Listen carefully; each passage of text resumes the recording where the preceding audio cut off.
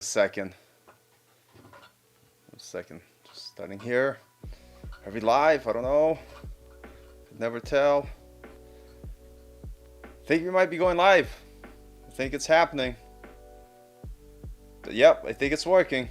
So guys, welcome to Coding After 30. We're gonna give a few minutes for all of you guys to jump in, but if you guys here first, let me know if my audio is working, if you could hear the music. I'm gonna bring DJ Norris here in right now because we have a great show that we want to talk to you guys about.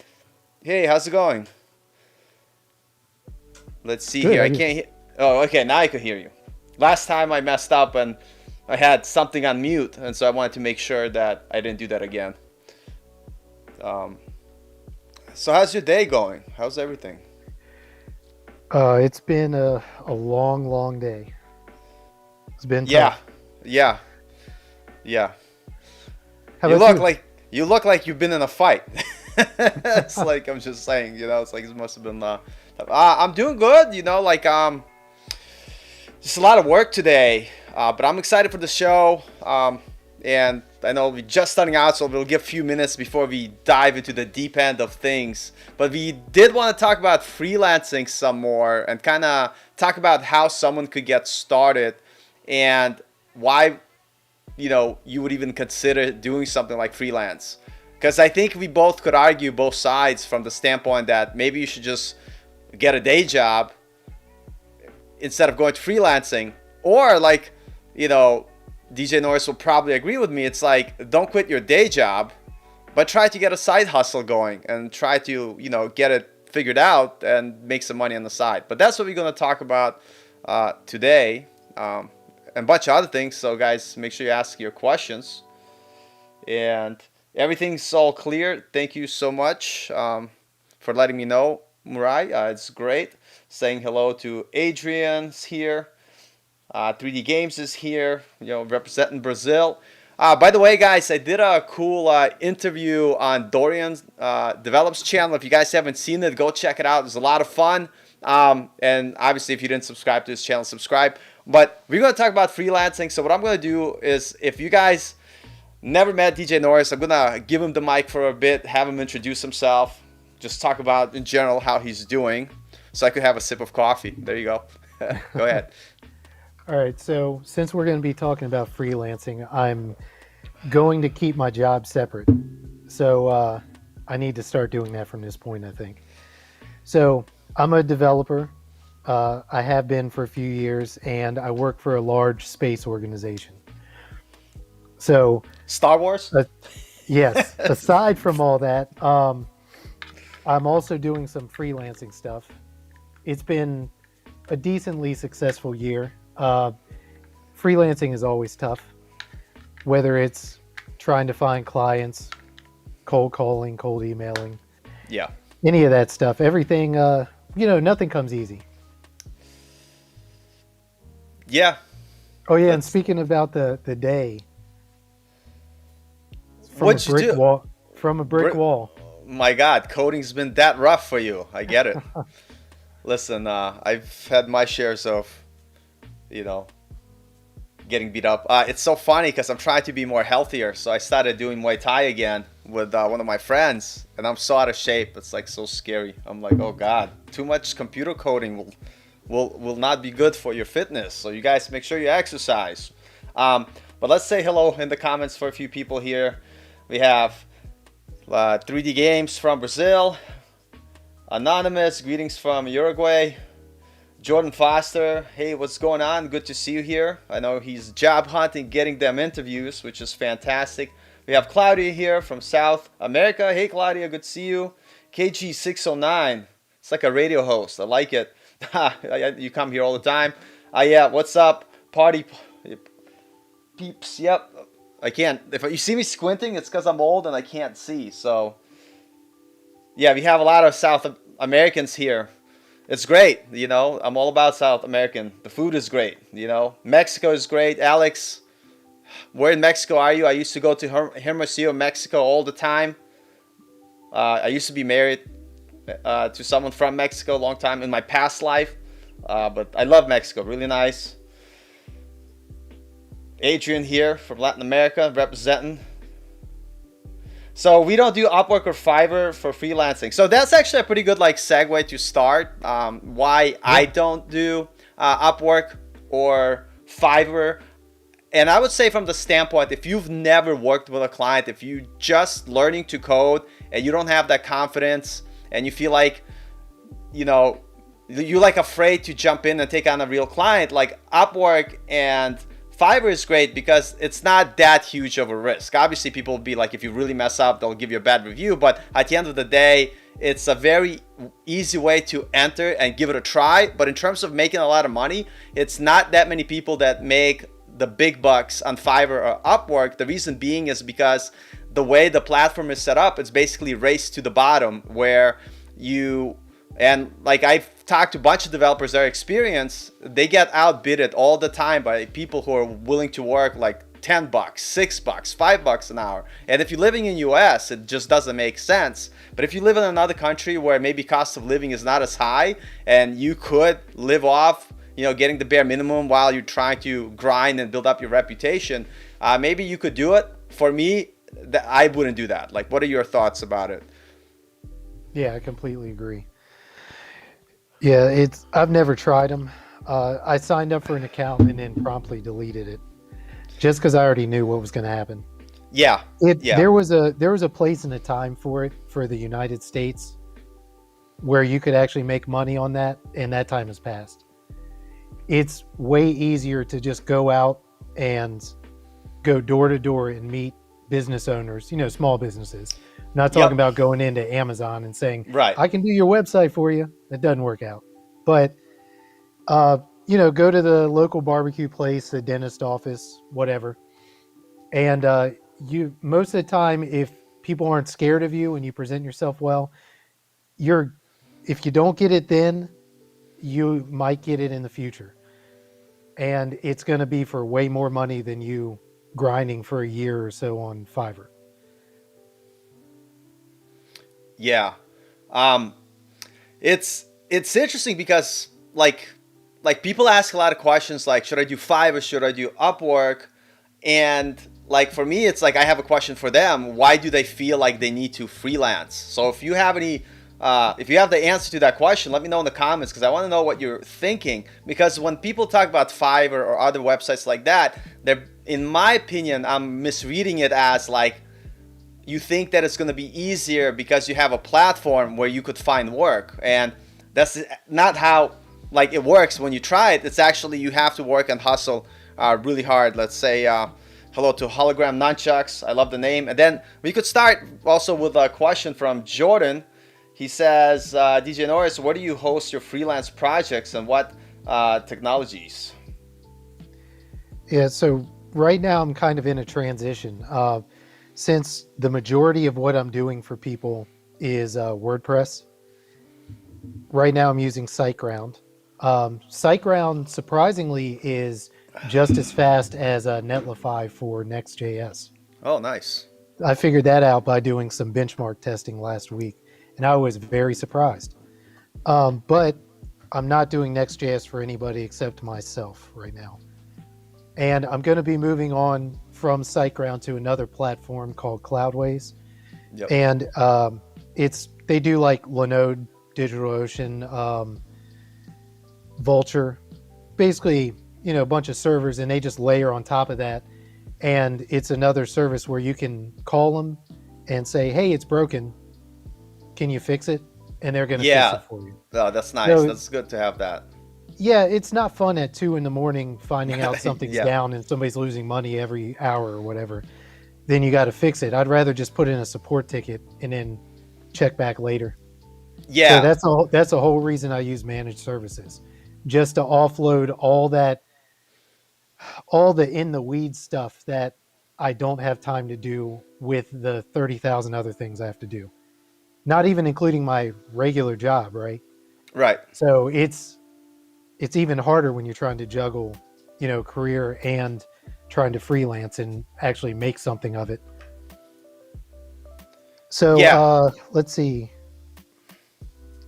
Yeah, so I guess for the technologies, I already kind of covered that, but that can kind of play into what we were gonna talk about with WordPress. Yep. and how people think that WordPress developers aren't developers.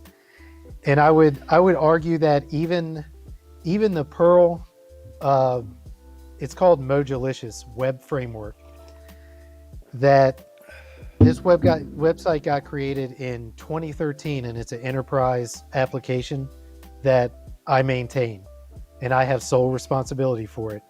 I have Yep. an easier time debugging things in that, and that's 100% custom. Just one mind made that, and nobody in the group except me have taken the time, I think. But nobody understands what's going on because they think he's laid this thing out so complex. Right. I find that easier to debug than WordPress. So when people say, "Oh, you can just throw things together in 5 minutes and it works," just throw some Elementor at it, and it'll just create But itself, and you'll make thousands. That to be doesn't always work well, out. right, and the keyword is not always work like that, but at the same time give the counter argument to that. I know people who have made money doing exactly what you're saying. I was one of those guys who you do very bare minimum, and that basically comes down to like what type of clients are you looking for, because there's plenty of people that for them they just need like some basic website that you can do with Elementor, or even without, just buy a template, set it up for them. Maybe you're not going to charge thousands of dollars, but maybe like $1,500 or $800 for like a 3-page website. It's possible, but people will be like, but that's not real programming.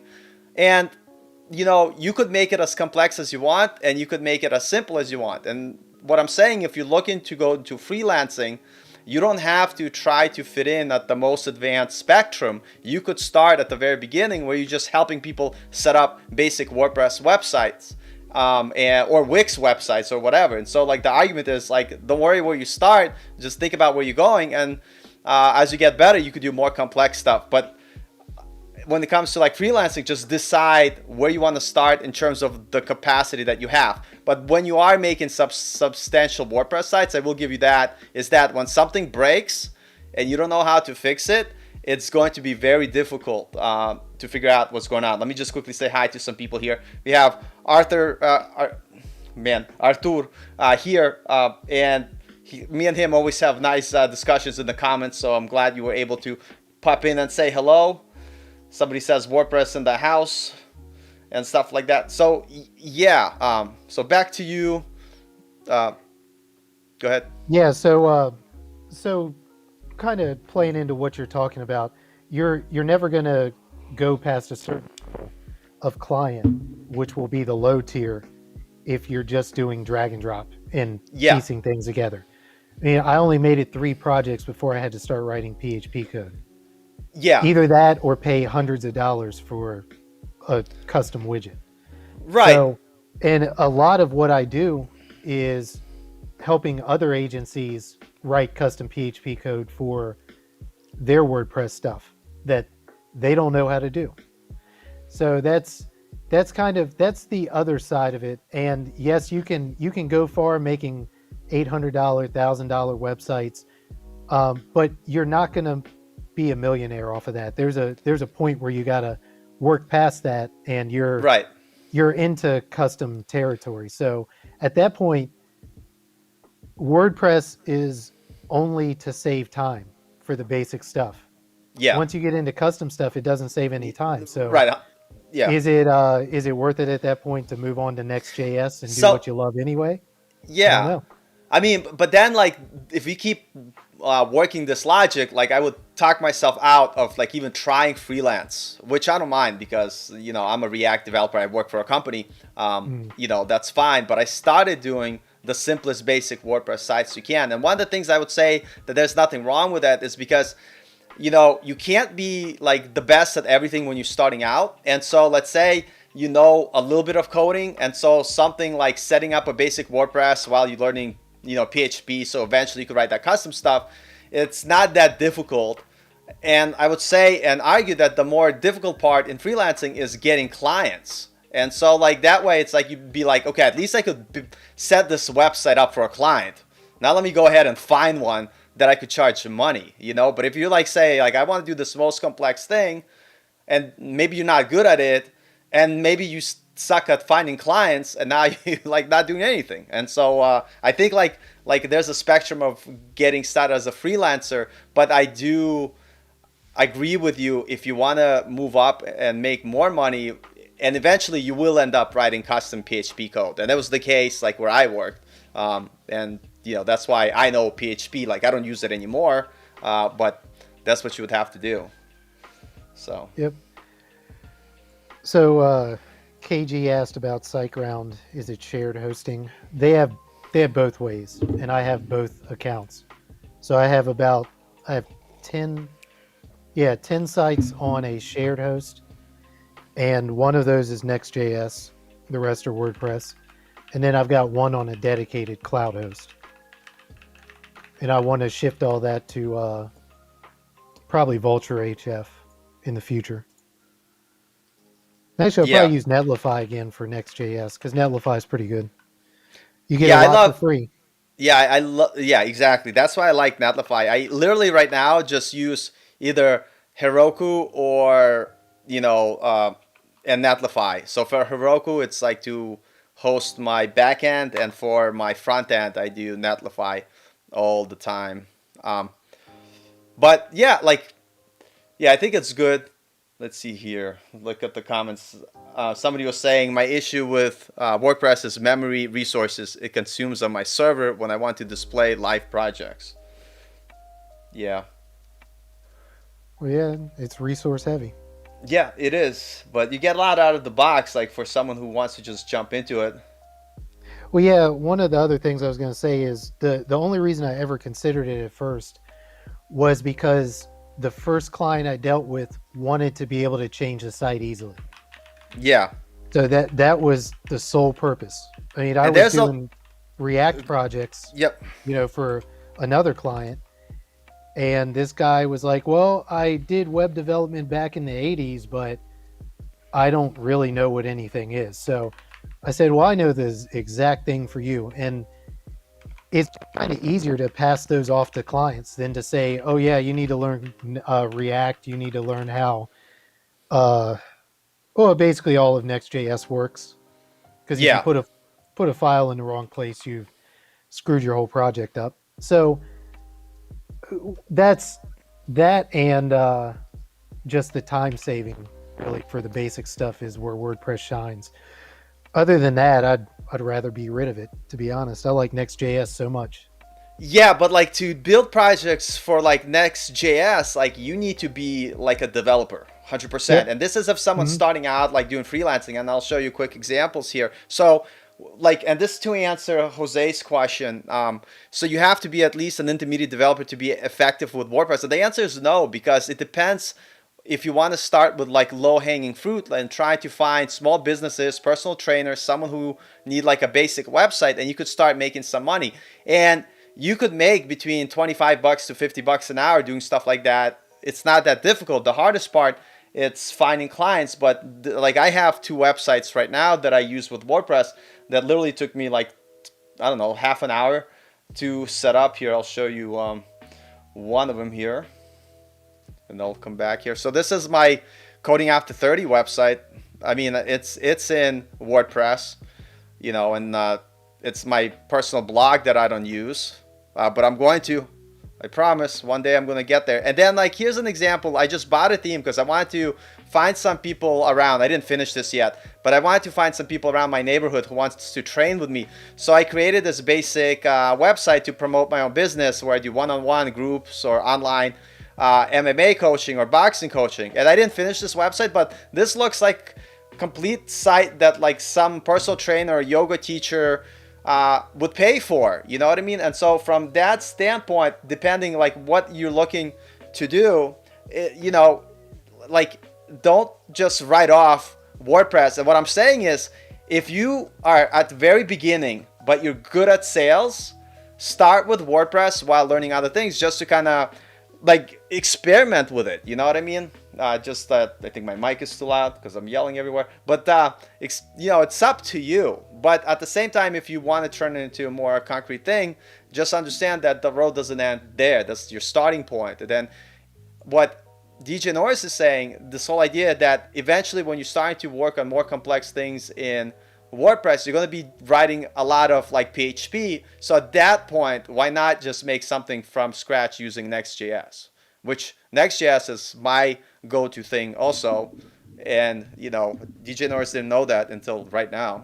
So we didn't like meet together because we planned on talking about WordPress. But no, but I'm saying it's like here's the thing, like WordPress, Next.js, doesn't matter what it is. Like if you don't know what problem you're solving for your client, then you can't freelance. Like in the comments, somebody tell me like what problems are you gonna solve? And if you don't have the answer to this question, like not being mean or anything, but you're not ready to freelance because that means you did not do any market research to see what services you could provide or what that service would be that someone would pay you money for. And if you want to go like a step farther, like do some research and find out what do people typically charge for a service like that in your area. And that's why freelancing is hard, because that's the stuff you kind of have to do and think about. And let me say hello to Tech Rally before. What's up, bro? Hey, how you doing, Tech Rally? Just hit 2K. Yeah, that's because I wore a nice shirt at Dorian's podcast and people liked it so much that they went and subscribed to my channel. Yeah, I gotta beat Tech Rally again. He's got more subscribers than I do. But anyway, what are your thoughts, DJ Norris, about, you know, like let's kind of bring it back and like say like if someone wanted to start at freelancing, what is the first step from your standpoint? And then I could talk about from my standpoint, because we kind of have the same path, but our approaches are like slightly different, you know, in terms of what we do. Yeah. So the way I started might not be the way that I would start again right now. I was more worried about the setup and the legal side of it and all that, and getting that out of the way, because I was like, when I have clients, I want to be ready to take payment from them, all this other stuff. Yeah. So I spent a few months getting all that stuff set up before I, even tried to get my first client. Now, looking back at that, it's pointless to set everything up if you don't have clients. Like if a client wants to pay you, they can pay you in cash. It can be that simple. They can do a check and you can deposit it in your personal account. 100%. Because chances are, if you're a sole proprietor, you're doing pass-through taxes anyway. Yeah. Whether you're an LLC or not. Yeah. I mean, you can go farther and deeper into that with S corp and all that stuff, but that's not really the point. I think I would go out and go door to door and go to businesses, just like I mentioned. I would start networking. I would go to events. Now that they're starting to open up very, very slowly, go to networking events for stuff that is not for developers. Like, I don't know, anything, golf, it doesn't matter. Dentists, doctors, and present yourself. Have a nice business card that's not a flimsy piece of crap.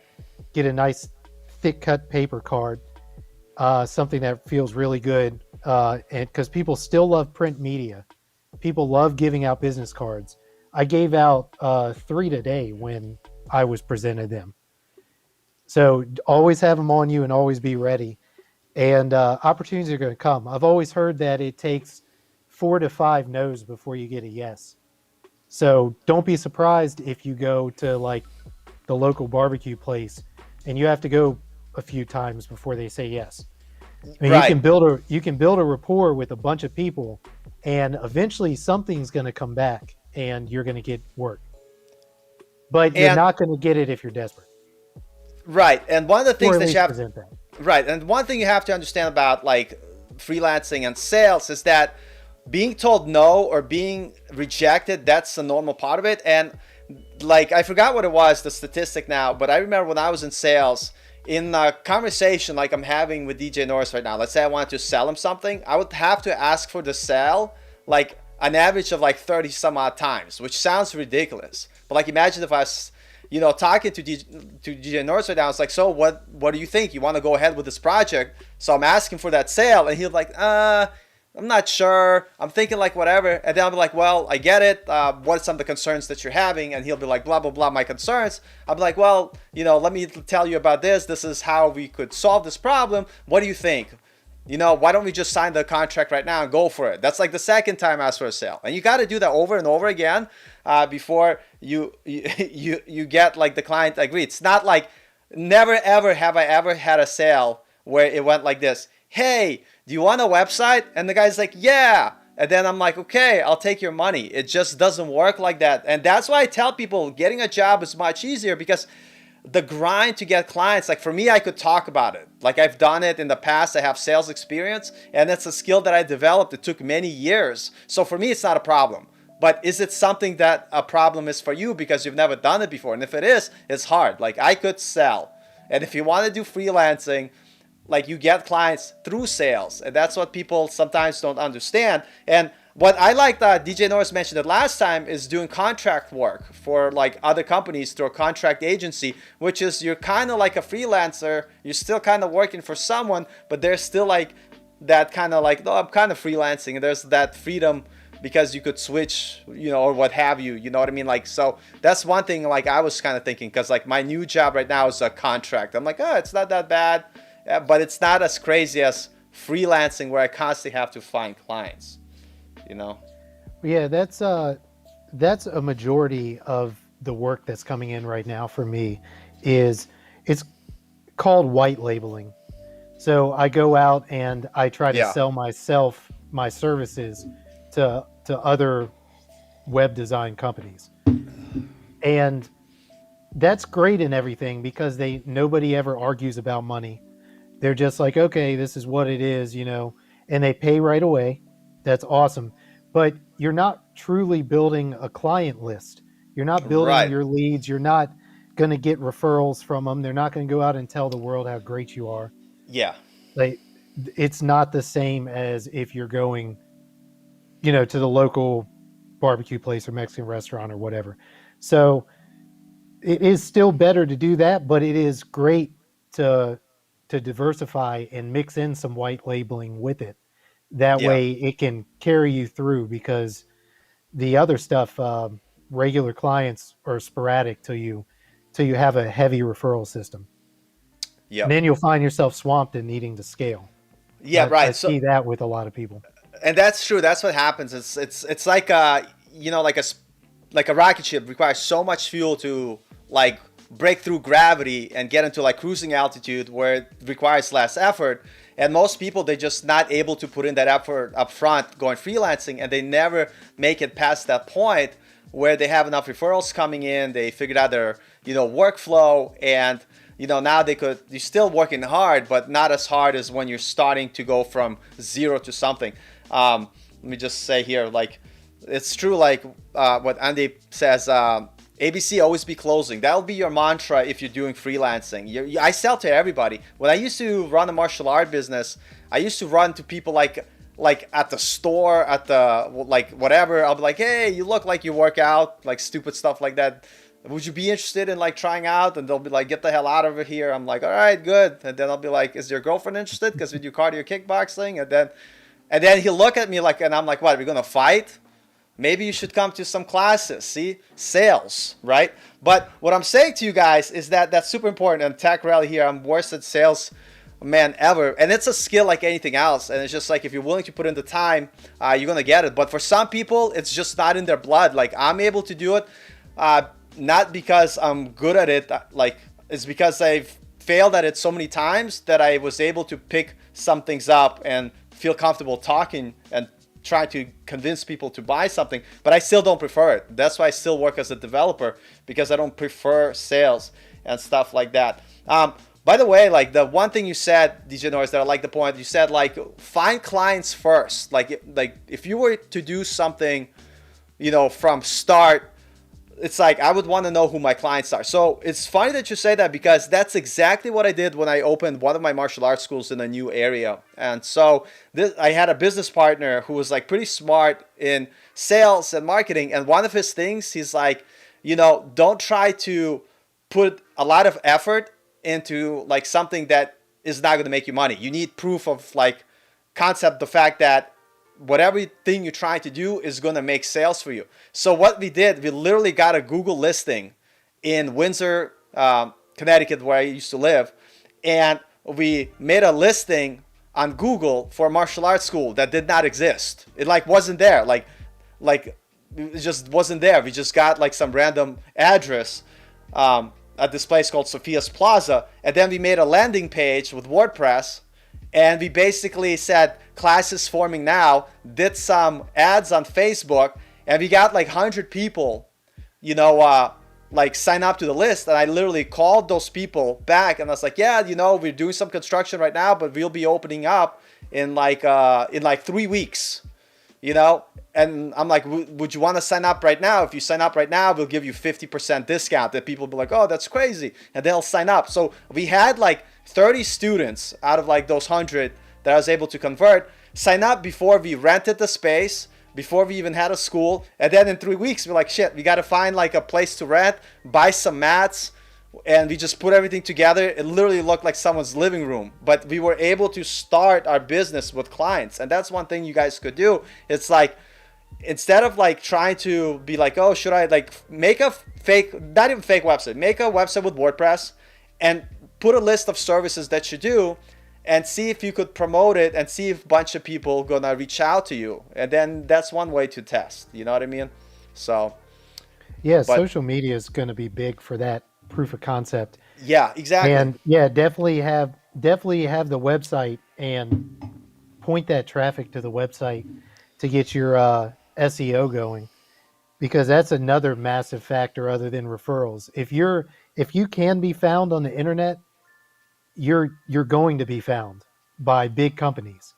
Right. I guarantee most of those agencies that are at the top concentrated, one of the big things they concentrated on was getting their website seen. And if people who are like, let's say IBM or something, come in and they need some kind of tiny microservice made, they're not going to take 10 pages deep. Right. They're going to put in their search query like everybody else, and first page, whatever pops up, they might investigate that. Yeah. Assuming it's not, they don't already have internal stuff going on with their choices. But yeah, that's how people get chances. I mean, SEO is a big thing, and Google My Business, all that stuff. Yeah. Social media pointing to it. It's big stuff. So sorry, I gotta say that someone said that they okay. really enjoyed my coffee mug. Yeah, it's nice. It's got like robots on it because I'm a nerd. It's great. I stole it from a kid though, so don't tell anybody. You were saying? Oh, I was saying. Merle, I think. Yeah. Asked if it's common to do a handoff when a site's done, or maintain it for a fee. I have completely changed my train of thought in the last 6 months on this. So I used to swear by handoff and be done with it too. And walk away. Yeah. But you're missing out. Yeah, you're missing out completely on recurring revenue. And if you combine it, like the revenue doesn't even have to be for maintenance on the site. You can offer like a one-time a year maintenance, like almost like, I kind of like the idea of buying credits. Like say somebody buys like one credit is $99 and one credit equals an hour. So they can buy as many credits as they want, and I will do that amount of work once a year or however much they want monthly. Yeah.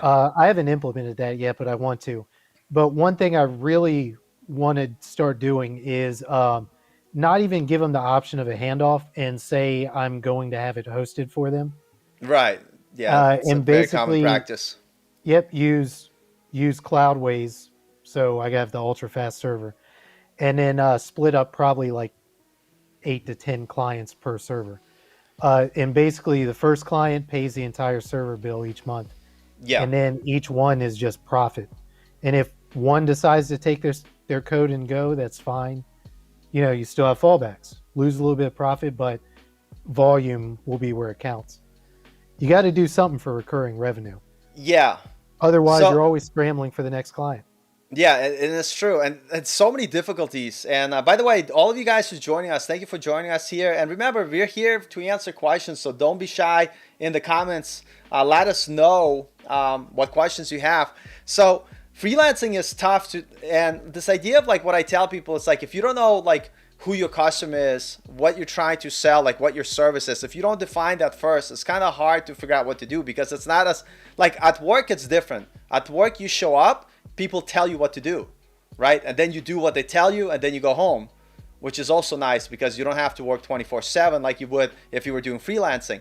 But as freelancing, like if you don't know what the service is that you're trying to sell, like what you're gonna do, like if you don't have a package, like how you can't sell anything, like to anyone, you know what I mean? And so you have to define that first. Like if DJ Norris asked me like what is my service right now, I would say, you know, I could create a basic website with WordPress. You know, like this is like the entry level, so like I'm not gonna charge $1 I'd million. already be out. Yeah, that's fine. But like the point is, I wouldn't say it to the client that it's WordPress. I'm saying it to you guys so you understand that you don't need to know like whatever Wix, Squarespace. Like I could like I don't like I could literally. This is what I would do, and this is something that Coding Face said. He said it for lawn care stuff, and I talked about it from my perspective as a personal trainer. Is looking at personal trainers. It could be at dental offices. It could be yoga studios. This is what you do. Go right now, sit down at home and make a list of all the dental offices only. Don't try to do like too many different things. Or all the lawn care people only. Or all the yoga studios. Because it's summertime, probably do all the lawn care or like gardening stuff. It's kind of cool. Like make a list. And then call, like before you call them, go and see if they have a website.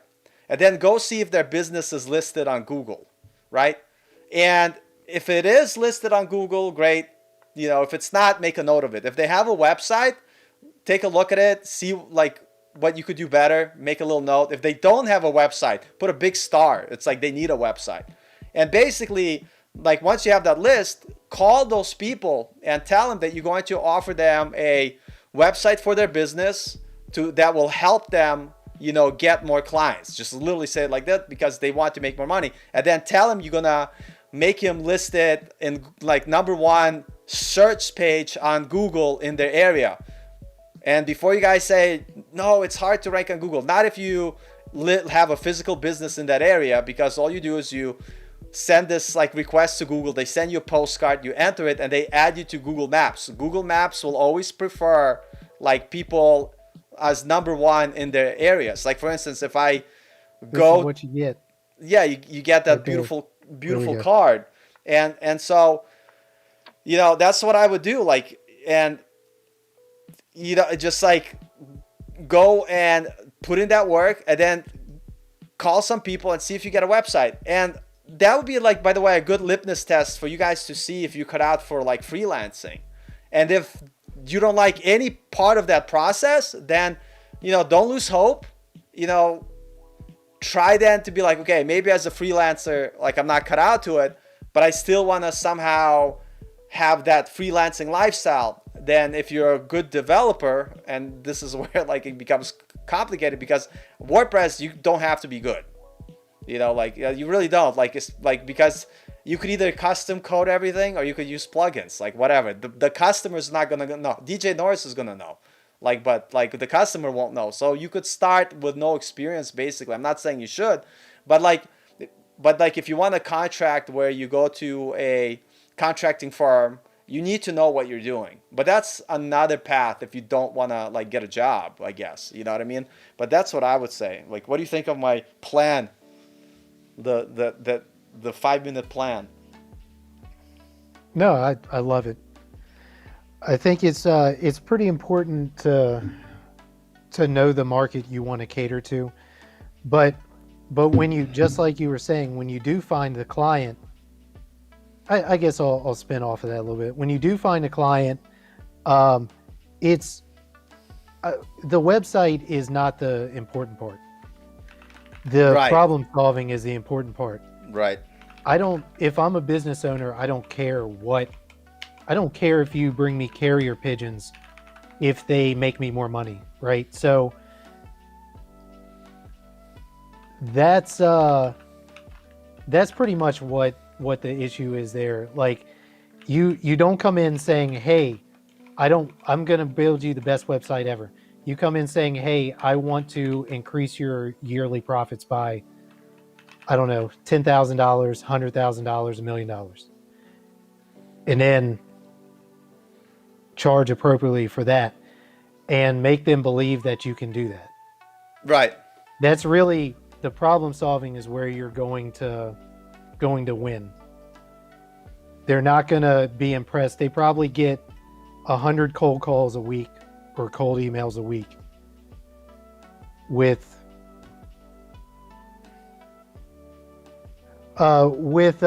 people that want to do like websites, with people that want to increase their SEO, with all that other stuff that you instantly click spam.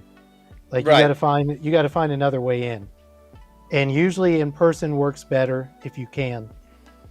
And when you finally get in front of them, you want to build rapport and then tell them you noticed a problem and you can solve it. It could be through the process you just mentioned. Like, they don't have a Google My Business. That's perfect. Yeah. You could say, how would you like to have a line of people down the street? Right. Your competition down here isn't doing that properly either. Well, don't say it like that, but that's just how it just came out. Your competition down the street is not doing well, and you could easily bypass them by having a listing, which we can set up. And then Yeah. if you don't like it in the next 30 days, you don't need to continue paying us. Otherwise, you can pay us monthly to post on your Google My Business, or continue doing other SEO methods to solve your issues. Right. And a lot of times, if you build, they're going to go for it. Yeah. Yeah, that's true. Like, what I was gonna add to that, like, just from my experience, like, I know, like, a lot of people, like, we talk about different, like, places where to start, and some people sometimes, when you tell them, like, making a simple design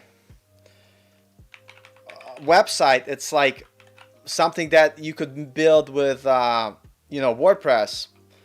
Sometimes people think it's like it's beneath them, because it's something that like a child could do. But that, what you guys have to understand is that, I'm just trying to find an example, is that a lot of businesses need like websites. They're just like simple small business websites, like coffee shops, martial arts schools, yoga studios. And I'm going to show you one example here. This is like where I used to work for a little bit. Here's the website. And like, I'm just going to explain to you, kind of like how you could think about this when you're starting out. And I think this particular website is built with Wix, but I'm just going to show you quickly here. Let me share my screen. All right, so here's I don't know why my screen looks weird. Videos.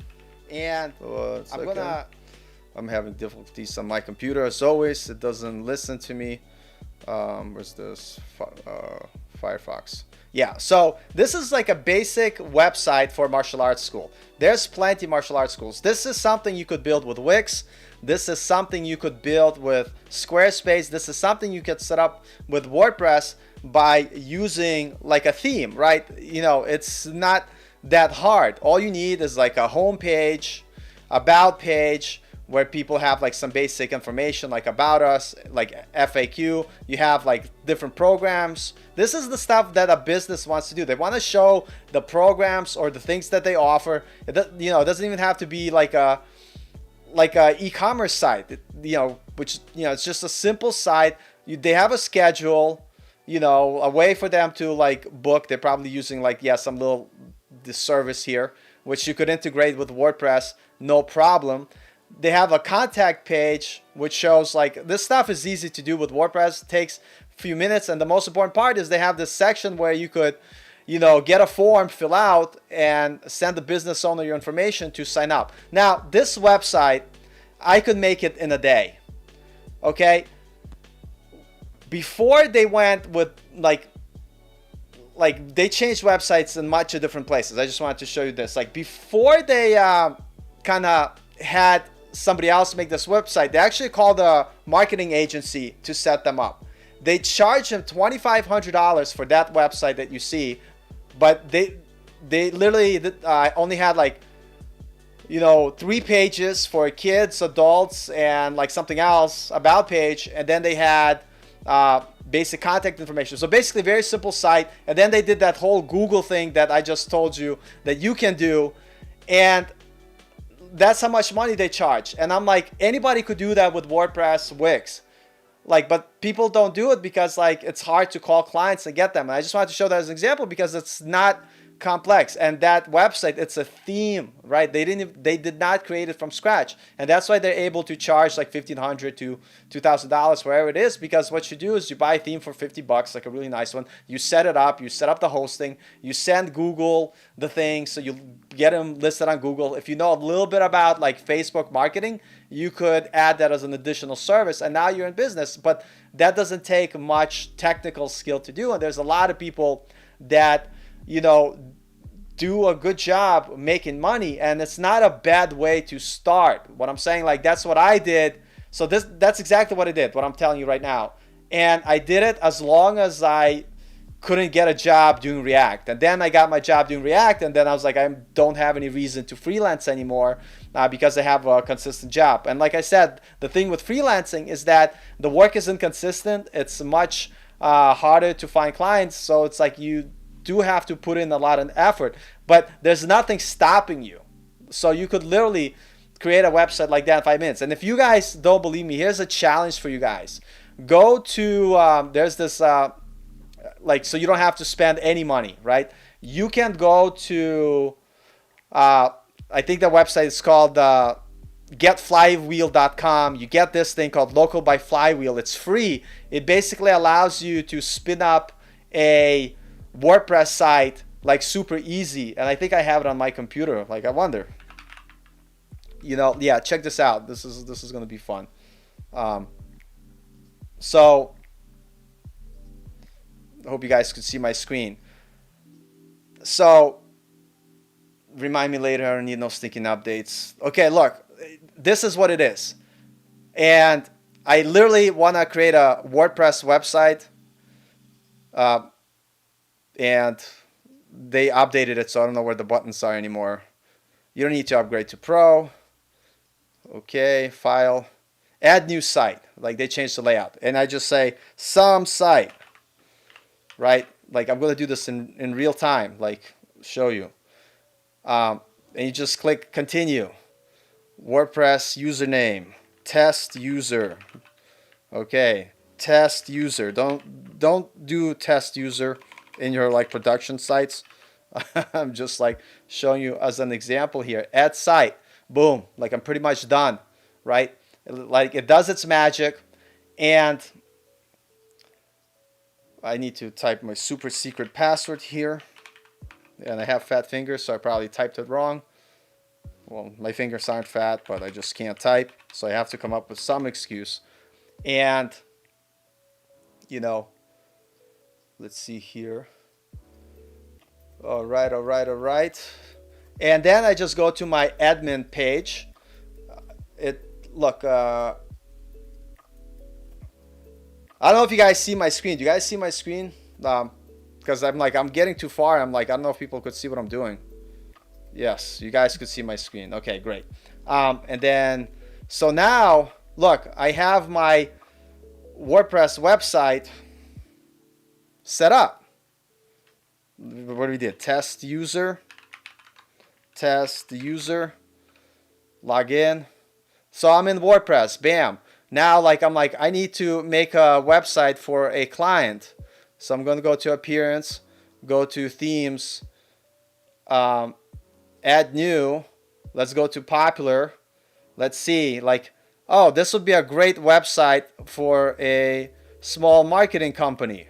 I just installed the theme, you know, and let it do its thing. By the way, this is actually pretty cool right here. Like, this generate press. I've used to use this theme for everything and just put custom CSS on it for all of our projects, and you activate it, and then you basically could now go like see, customize your site, and you could fill in all the information for the small business, right? What does this marketing company do? Just fill in their information, right? Oh, they do web design, they do branding, they do who knows what. Make sure like you have a little way, like little contact form you could get. But look, it took me like 3 minutes. So if you just get past this idea of being afraid of asking, someone to, like for a sale, you could literally start this way. Just find a bunch of people in your area and set up WordPress websites for them. What that's going to do is going to introduce you to getting comfortable talking to people, selling your services, and then as you become better in development, you're able to offer more services. So let's say I'm a newbie, I would come in, this would be my service. Basic website for small businesses like marketing agencies or whatever, or like, gardening shops with basic Google SEO optimization with WordPress. And then as I get better, I could add on additional services. But this is something anybody could do now. And the number one reason why people don't do this is because nobody wants to do this. Hey, DJ Norris, you want a website? Are you sure you don't want one? Come on, I could build you a nice... No one wants to talk to clients. And that's why you guys don't get too far ahead. But I just wanted to kind of share that with you because you see how easy it is. And that is the reason why people use WordPress or Squarespace or Wix, because there are more like business minded in terms of like they're not afraid of talking to people. They know they could get clients and they don't want to be bogged down with the development stuff. They don't care for that because they know their client doesn't care about development. Their client does, all their client cares is like, am I going to have a website? When people come to that website, is it going to lead me to more sales? That's all they care about. And so if you could set that up, charge them $1,500 for some like in 2 days, you could set that up and charge someone like $1,500. If you're not confident, in 2 days, set up the same website, charge them $500. You already made $250 a day. And the point is, the hardest part is not building the website with WordPress, it's getting clients. So if you think about it, like, if you don't know enough web development, that's why I tell you guys it's a great way to start. And by the way, that's how I started. And while doing this stuff, I kept learning how to do React, and eventually I left my WordPress dev job because it was kind of light on development. We did some custom PHP, but not enough.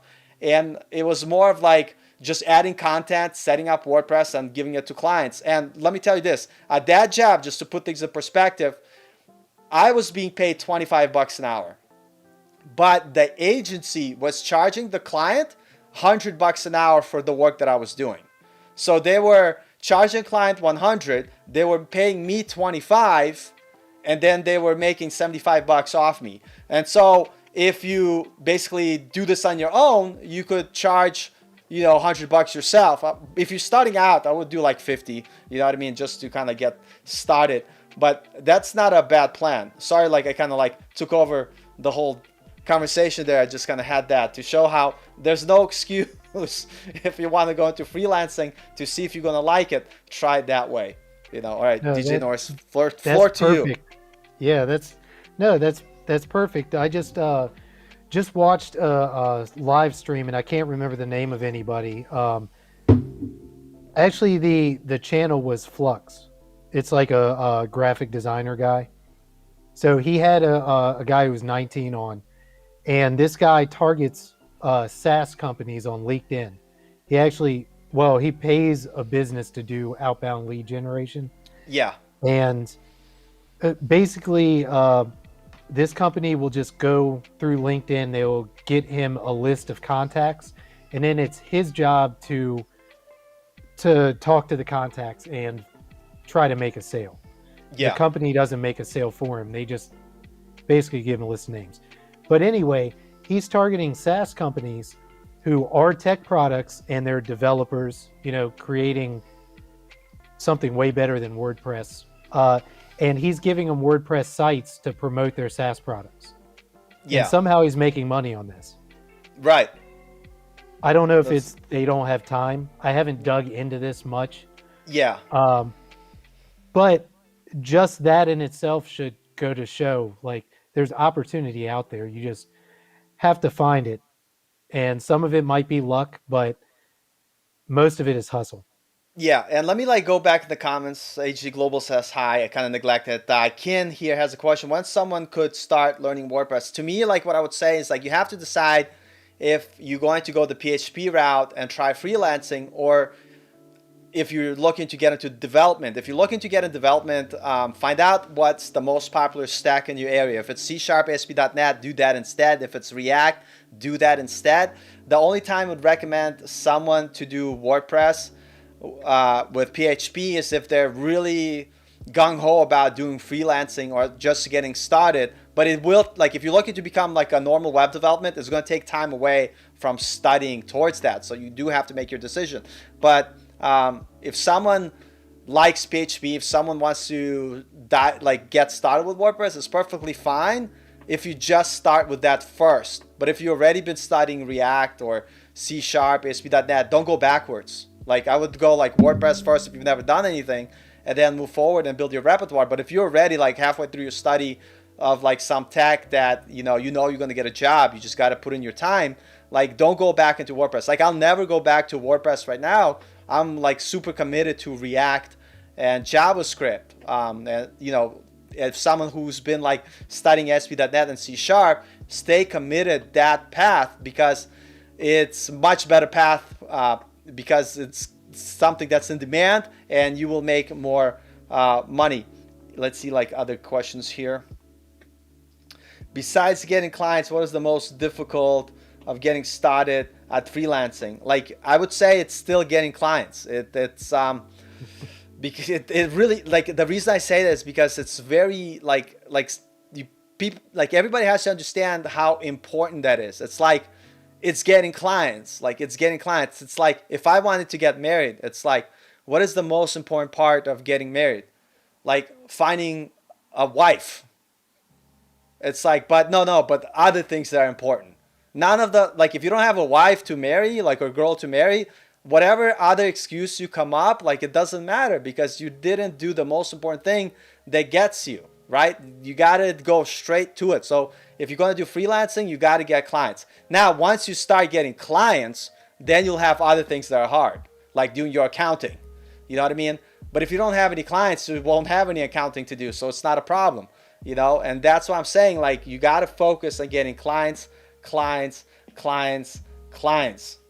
Yep, like right here. Getting clients is the biggest barrier for me, but I know it's the people who can sell and make the most money. Listen, like regardless if you're a boy or girl in the stream, we all date. Think of how much effort you put into like impressing your gal or guy, whoever it is you're dating. Just take that effort and put it into like, you know, selling websites. You know what I mean? Like and it's funny because that's what somebody told me once, and they're like, yeah, true. Like I go out of my way when I was younger to try to be like to impress girls, and if I like only spend more time trying to build a skill that will allow me to sell, it would have been like much better. And I'm just saying that for comparison in terms of like getting like a partner. Everybody wants to do it. It's nice because no one wants to be alone, but making sales, it's tough and boring and difficult, so nobody wants to do the work. But the effort you put in is the same, you know, so put legitimate effort and you guys are going to get good at it, you know, like it's the tech rally here. How do you increase SEO? You'll be surprised for a lot of the local businesses, what they do, they never do that stupid postcard. And so their SEO sucks because Google gives preference to local businesses. Right? And so you don't have to worry about like crazy SEO. If it's a brick and mortar business, all you need to do is get listed on, you know, the map. Because first of all, like local clients, like think of all the restaurants you go to. You don't drive 3 hours to some random restaurant. You drive to a restaurant that like 7 minutes, maybe 15 minutes close to your house. And that's how most small business operates. So if you build a website and for SEO, whatever you tell them, all you like, you know, I'll make sure your website is listed in you just have to say local search. So like you just being honest with them. Like, so for local search, you're going to get them listed on the front page because Google Maps and Google search will put all the local like services first. Like if you go on your phone right now and search like pizza restaurants, all the pizza restaurants that are local to your area are going to show up first. Why? Because those businesses sent that Google card and got listed. And that's more than enough for a majority of businesses that are, local and brick and mortar. Now, if it's an online business, you got to definitely do a lot more work. And any additional tips on SEO, but that's like the bare entry that a lot of people don't do, and you'll be surprised. And then doing Google reviews, that's it. Like, Google reviews help a lot also. Actually, so does posting in Right. Google My Business. Yeah, Yeah. regular post, Yeah, treating it exactly. like Twitter and stuff. So when I go in, I use a service called Buffer, and I don't Yep. pay for it. I just do a week at a time. Yeah. And That's a good I'll service. post to Instagram, Facebook, and Twitter, and just schedule the posts and make a week of posts at a time. And now I've toned down the frequency, so I'll do 3 weeks at a time. Just every Tuesday I'll post. Yeah. But I'll take that same post that I'm going to do and post it in Google My Business now. And I just recently started doing this, so I don't have a lot on there. But with time, like Google will see the signals that, we're active on there, we're continually posting, especially if there's engagement on those posts, that'll help a lot. And in the end, you having your website listed in there is going to send signals to your website, and your website will rank higher also. Yeah. So Yeah. that's, Exactly. we could talk for hours about SEO and just cover on page or off page. Yeah. Like But there's a lot to it.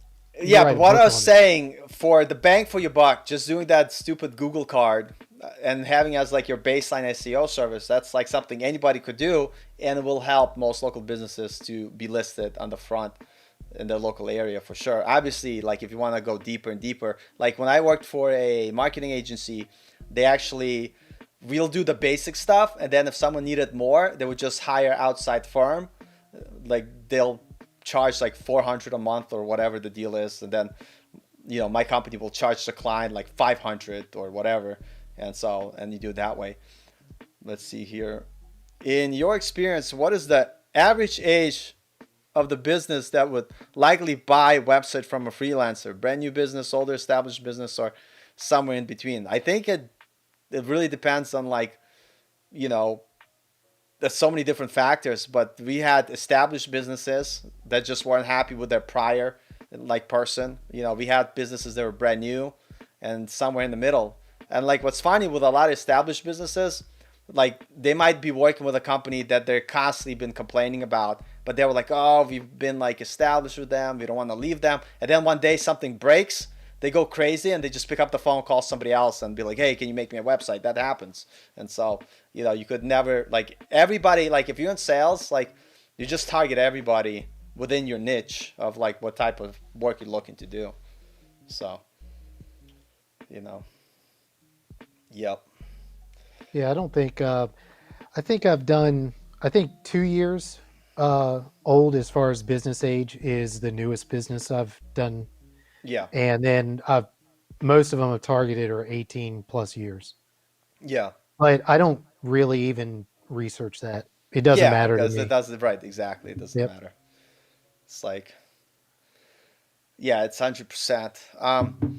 Anything else like that you feel like? I know we were like all over the place, but I wanted to kind of really stress that point that the logistics of starting freelancing like is important, but there's like those key ingredients like sales. Are you willing to talk to people to make the sales? Are you gonna sell your services?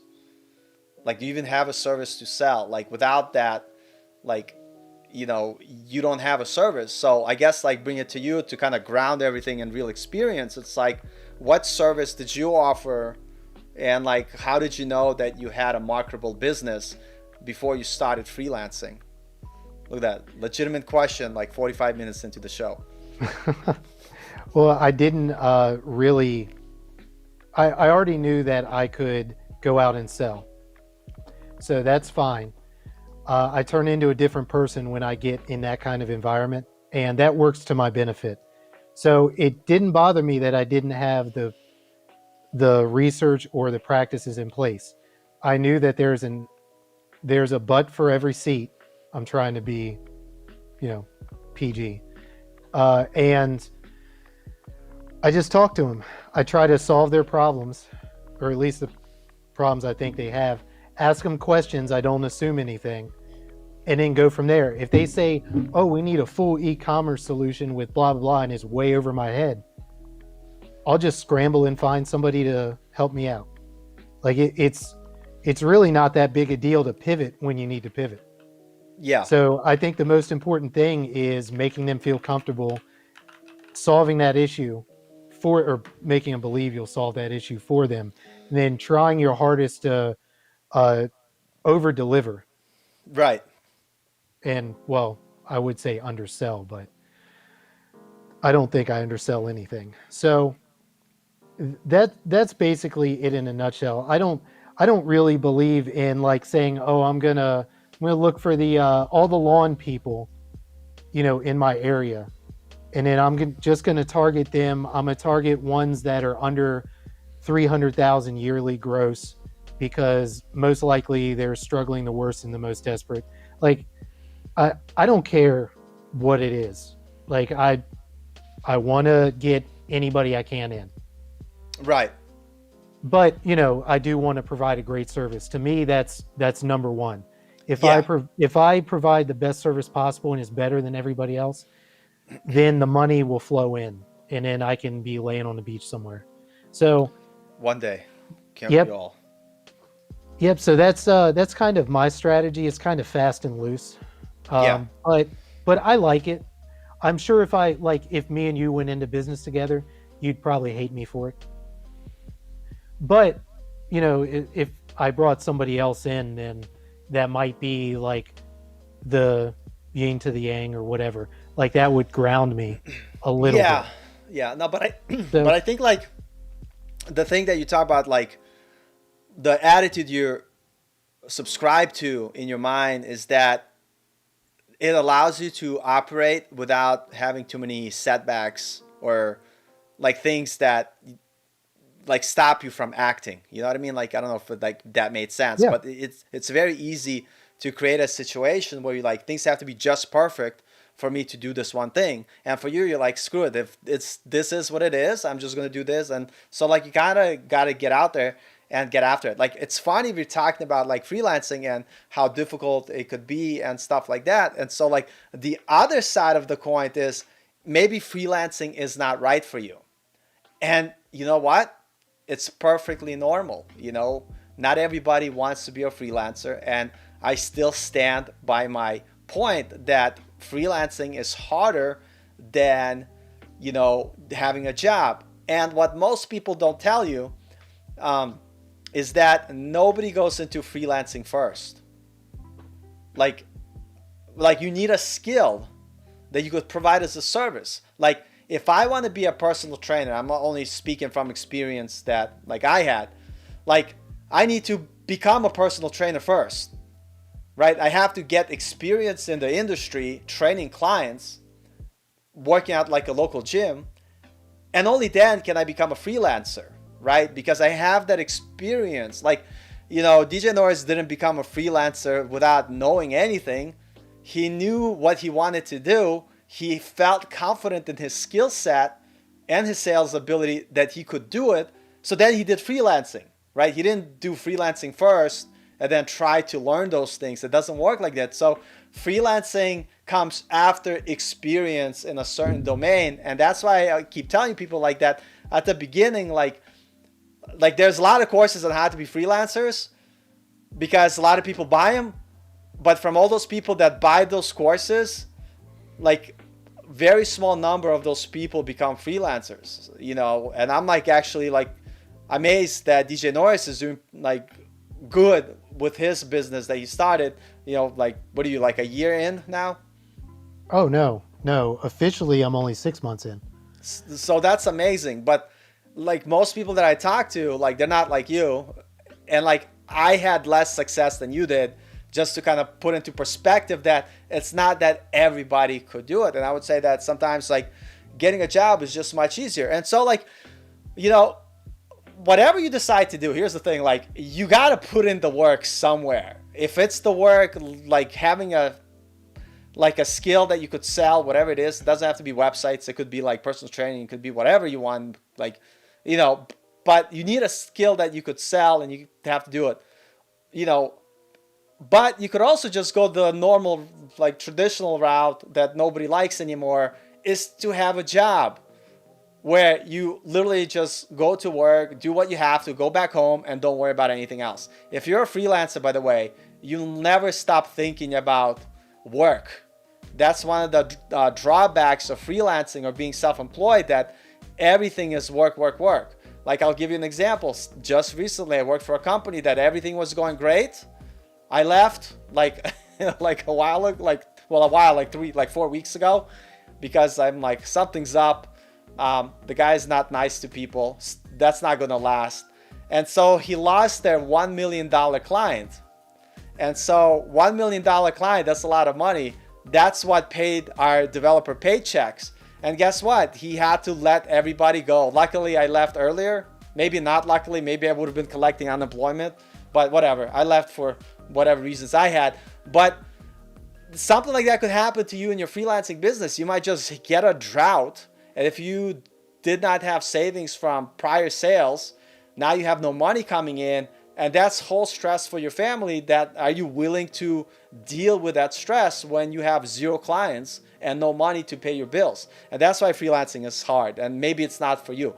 I'm like have the entrepreneurial mindset. I know that's something, you know, DJ Norris shares as well. But for you have to decide what is your risk tolerance, because if like you're not able to, you know, be like, what if I don't have any clients or I lose my biggest client? It's like, how do I recover from that? So sometimes it's easier to just get a job. And so if you're out there like trying to figure this out, trying to be like, what should I do?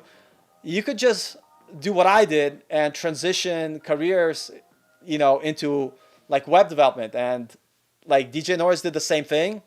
And after getting experience, then he became a freelancer. And that's something you guys could do. Start by getting a job. You know, DJ Norris, you still work at your job, right? Oh yeah, absolutely. Yeah. So it's like you could do that. The job is to fund your business endeavors. That's the point of it. I don't think I should ever leave the job unless unless it absolutely makes sense. Tripling. Yeah. Oh no, I would want to be 7 times. Damn. Yeah. I would want to be in the millions. Yeah. Yeah. Oh, yeah. absolutely. So see right there. And so it's okay. But if you're if you're here still on this like crazy life, if you only think about freelancing because you think it's easier to get a job, it's not the case.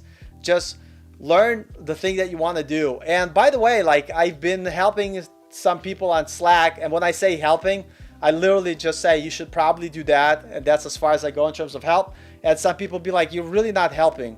And that's the point, is that you have to do the work yourself. DJ Norris actually helps more on my Slack channel than I do.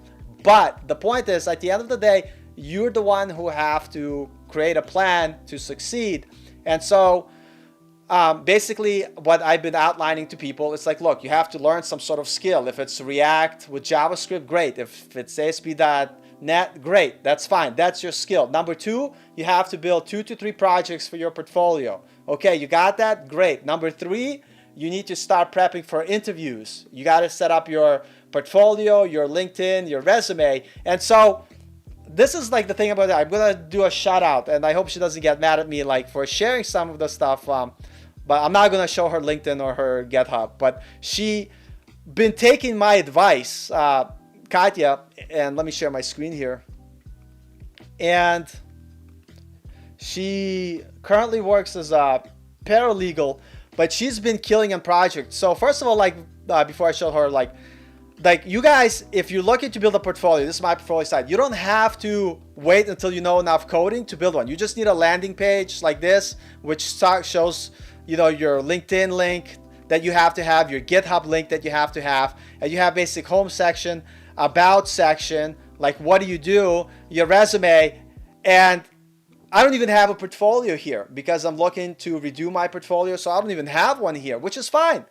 Get a template, set up this professional website, and you should link like, you know, to your LinkedIn. You should have a nice LinkedIn profile. And even you don't have the experience yet, don't worry about it. You're going to be in the process of building it, right? it's fine. You just need a placeholder, a nice LinkedIn that matches your website. And then you want to have your GitHub where you're showing activities. This is from 2019. This is me, like, I've been working here, so kind of been slacking. Now, like, whatever, I kind of do what I have to do. But the point is, you need to have like good history. This is like when I was really looking for a job before I got hired. I had good history in terms of like, I'm putting in the work, I'm putting in the hustle. And so that's why I tell people, learn a skill, that you need to know. Don't do too many classes. Do like 2 to 3 classes at Udemy, whatever it is. Learn that skill. Then next phase, build 2 to 3 projects. After you build those 2 to 3 projects, they don't have to be complex when you're starting out. And then number 3, set up your LinkedIn, your resume, your GitHub, and start applying. And so from all the people that we have, I think Katie is ahead of everybody. It's Katya, but she made this like nice little portfolio site. You have her GitHub profile, LinkedIn profile. It kind of shows what she does. And I know you guys not seeing my screen because I'm an idiot. Okay, so here's what she created. It's her awesome like website. It has like about me section. She looks professional, good picture, ready to get hired. And she has a portfolio. Some of these projects are from our community post, which I tell people, I'm like, look, number 1, you got to be able to showcase your HTML and CSS skills. So what she did is she created this basic HTML and CSS website, and you could go to and you could have a link to the project code to check it out. You could have the project URL. This is what she built in our community project. Then for her second project, I think what she did is she recreated the same website, but showing, with React. So it's the same thing. And this is kind of what I recommend. Don't start from the beginning, build on what you have. So she created basically same site, but she converted her original portfolio from HTML to CSS to React, and using like the latest ES6, JavaScript, React hooks, implemented React routers, all that great stuff that employees wants to see. And then you could go to a URL, and it's like her working website. And this is in React. And again, it's a simple project. And as she gets better at development, of course, she's going to make more complex projects. So she's now literally putting out herself out there, sending out those resumes, and looking to get a job. And what's great is that she's doing the most important part. She's not just procrastinating and trying to take 1,000 Udemy courses. She took a couple.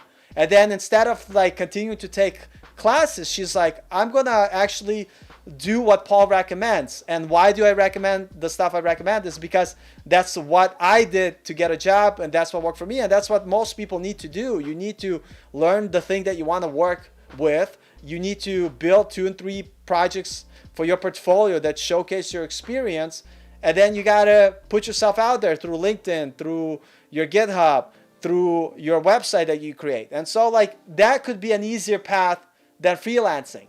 And then who knows, Katya could get a job, work there for 2-3 years, and then she could be, hey, I was a paralegal for 2-3 years. I also know website.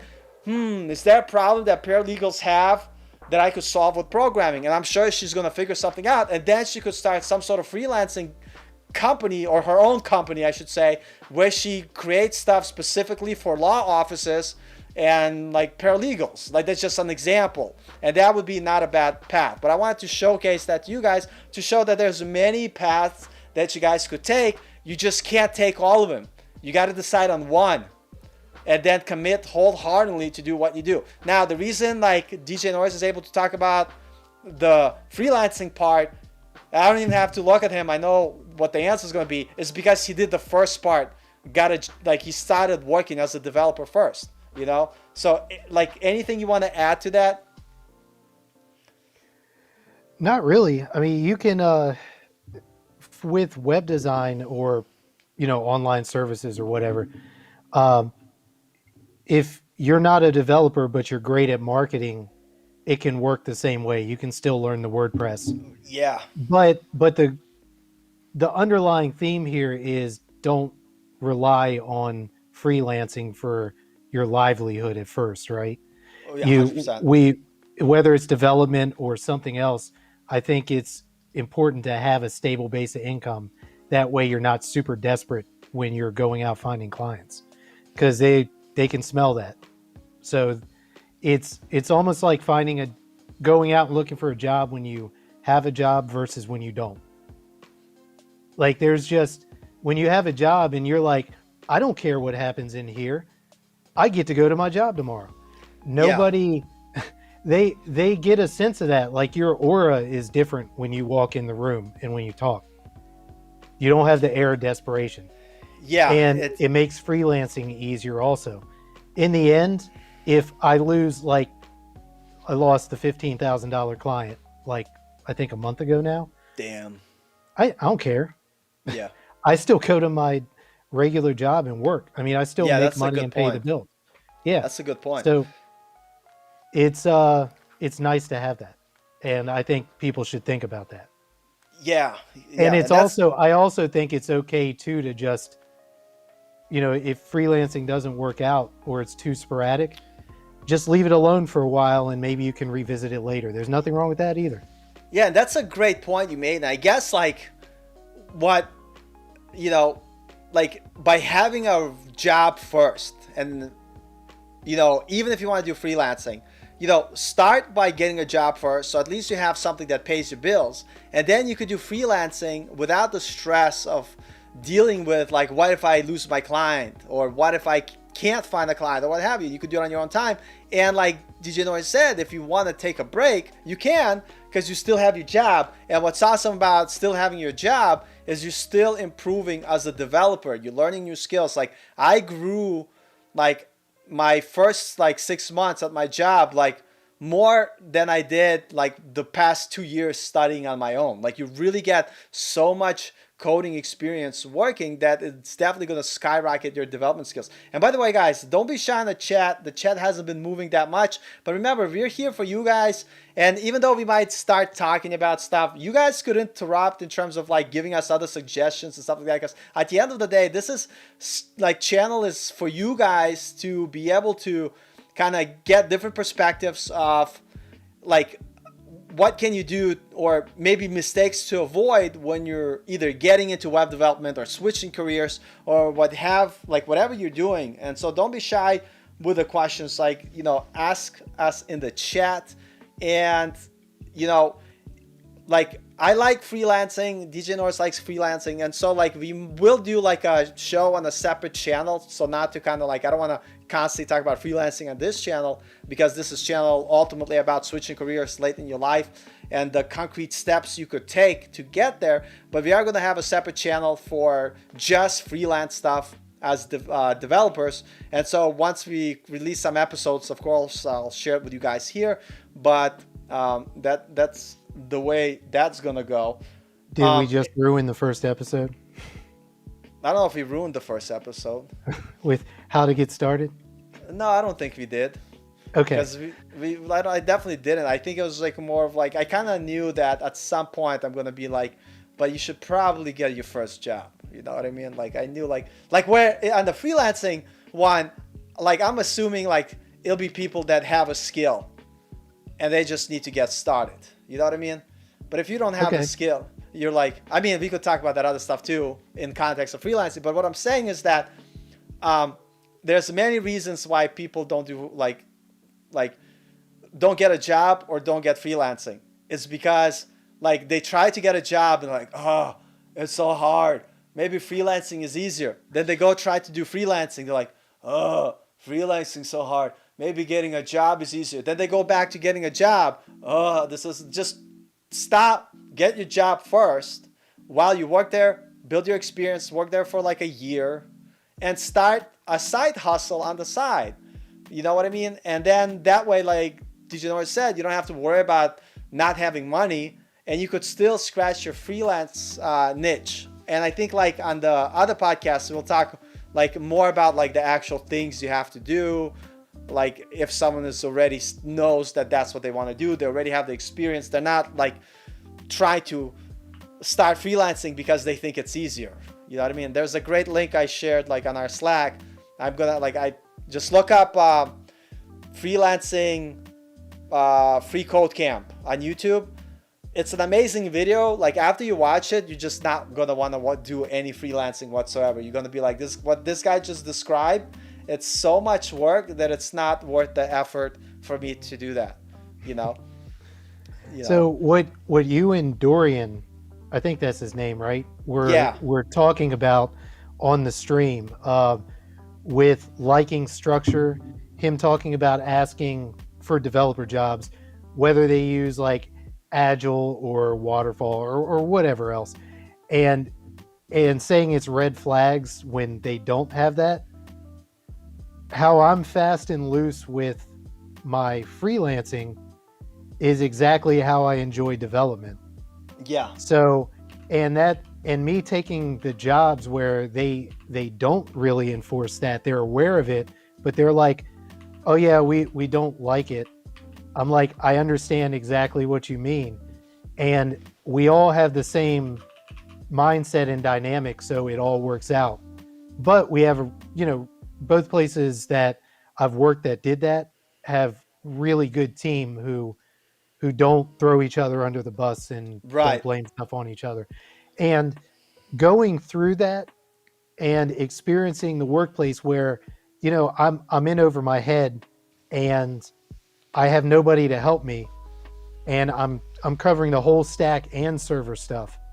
Like that has prepared me for my own business. Right. If I stayed doing what I originally got hired to do, which was front end development, and I said no, I'm only going to companies that are I have another intermediate and a senior developer, and then a DevOps team, and blah blah blah blah blah. Like I don't think I'd feel half as prepared now for a problem that comes up. Yeah. So I kind of like looking for the jobs like that. And I'm not telling people to do that, but don't turn it down either. Any experience is better than none, and you're probably not making worse money than you will at this point. So even if you go to that place and then jump 6 months later and it was terrible, but you were doing all that stuff, especially server stuff, because that's super hard to make secure, you've gained that experience, and then you can move on to something better. Yeah. And Yeah. you don't, you always have that experience that you've had, and you can apply that to freelancing.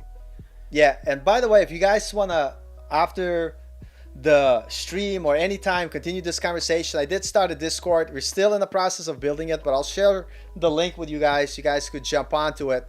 There's two places I shared the link, either doing live streams or you go to codingafter30 at gmail.com and you could sign up there. So if you're not watching the live streams and you're not going to the website, you're not going to get the Discord link, because those are the only two places I shared.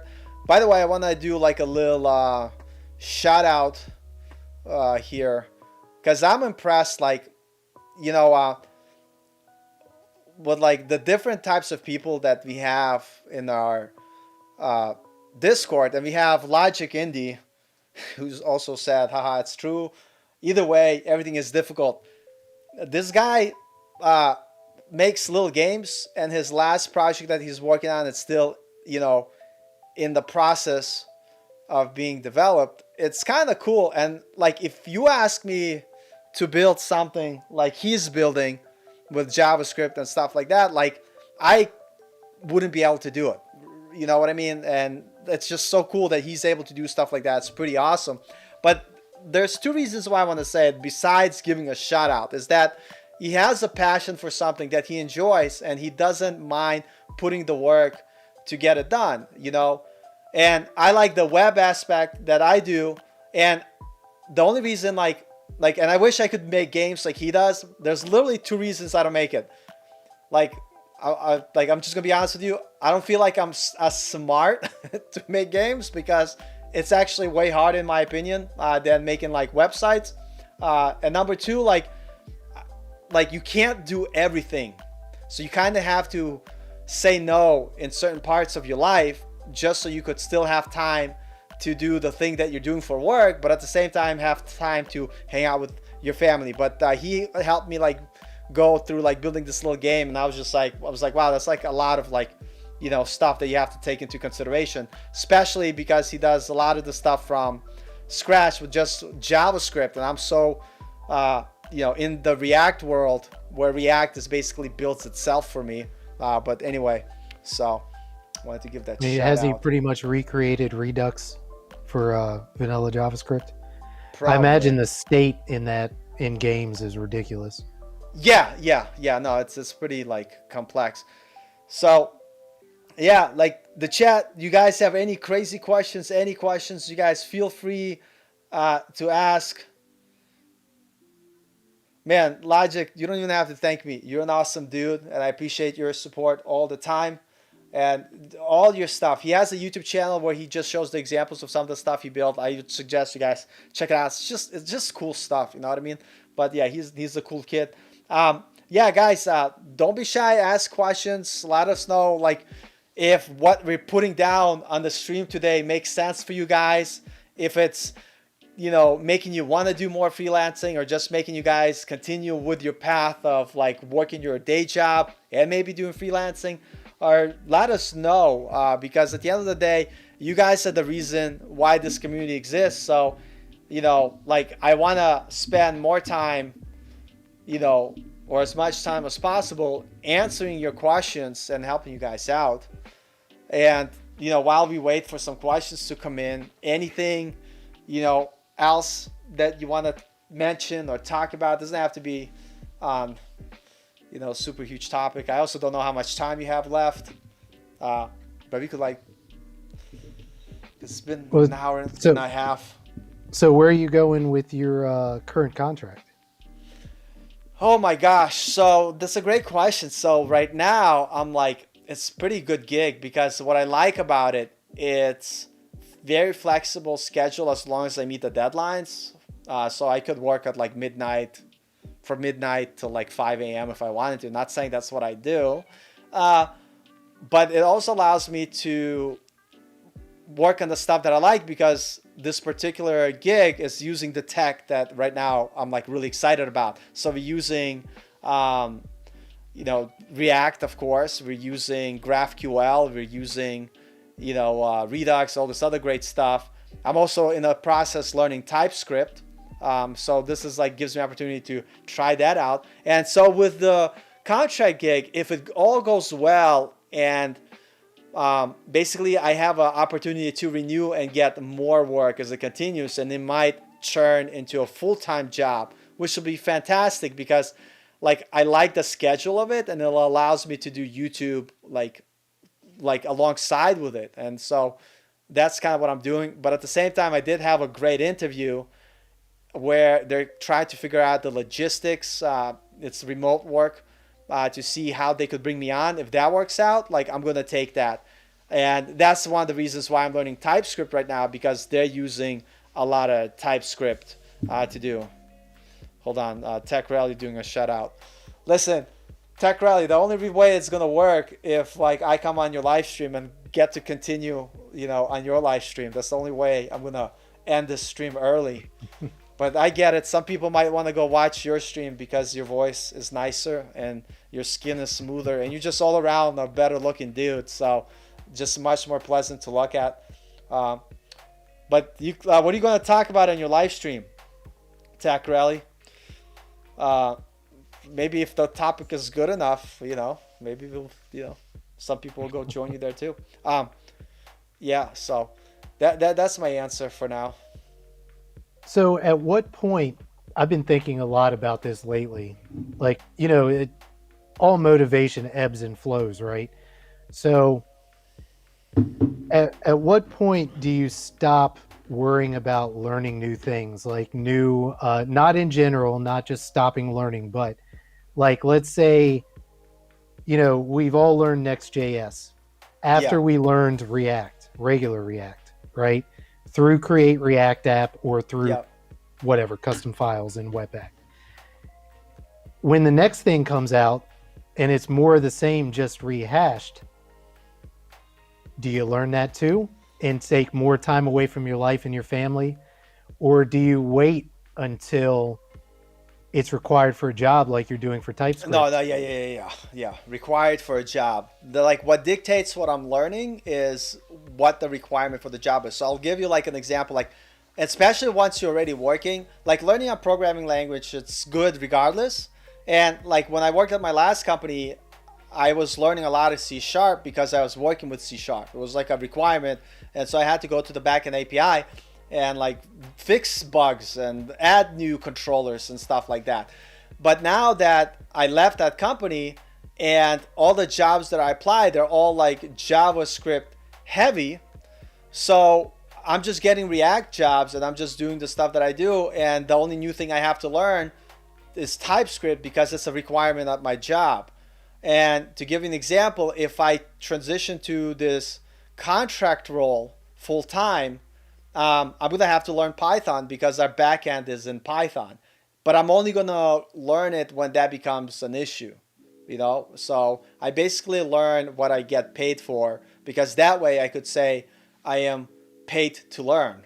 You know what I Yeah, mean? absolutely. And yeah, and that's what you guys should do. And I think that's a good point you mentioned because the faster you could get off the tutorial train, the better it is for you. At some point, just like cut yourself off tutorials and then just start building stuff and struggling and just go through the documentation. I've been using like the current project that I'm working, we need to like create it really quickly.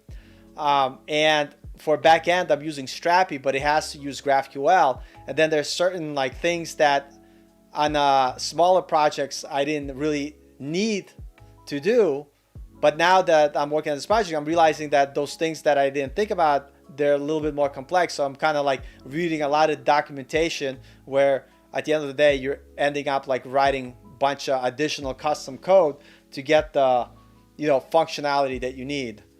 Which is funny because then it comes to this point, like you were mentioning, and like, you know, WordPress doing custom stuff, eventually just like it's so much custom stuff, I'll just write in Next.js. And like on my like current project is like, well, there's so much custom stuff we're doing, maybe we should have done the API from scratch. Well, no, I did this current implementation. I think we're still good with like Strapi doing the, for what we're working on, to do a backend from scratch would be so much work that right now it's fine. But yeah, it's kind of funny how that works out. I'm thinking a Python API would be good for you guys. That's what they're using. The job that I'm talking about, that's what they're already using. But they're using like Django API, not Flask. So yeah. Yeah, well, a lot of stuff I write is outside of Flask or Django, but There you I do go. use Flask for the web applications. I don't use them for APIs. But I do love Python. I just like you with TypeScript. I'm learning it, or well, I learned it for a job, but I'm taking a deep dive into it now. We're about to use a C++ based library with it Oh to wow. do some desktop applications. Nice. So it's going to be a lot of fun. I'm probably going to do it all object oriented also, Yeah. which is kind of outside of my comfort zone. Yeah. I'm a huge. I think you guys covered this in that I Dorian fucking live stream love too. functional I'm programming. I I'm a love functional huge programming. functional programming fan, Yeah, right? that's me too. Whether it's C, Perl, Yeah. any language, I absolutely love it. But And I need to grow and get outside my comfort zone, so I'm going to start class based. but when I did C sharp, that like I felt better writing their paradigm, following the, you know, object-oriented programming. Although you can do functional programming, like in C sharp. Don't they have F sharp for that anyway? But like yeah, like in Yeah. certain languages, it's just better to use object-oriented, like C++, like you know, and stuff like that.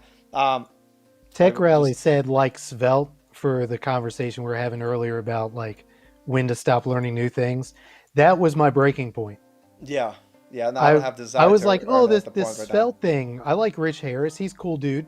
So I'll try this out. And I recreated a bunch of React stuff in it. And then I was like, wait a minute. What did I just spend a week doing? Yeah, When am I ever going to use this? yeah. Same with And Firebase for me.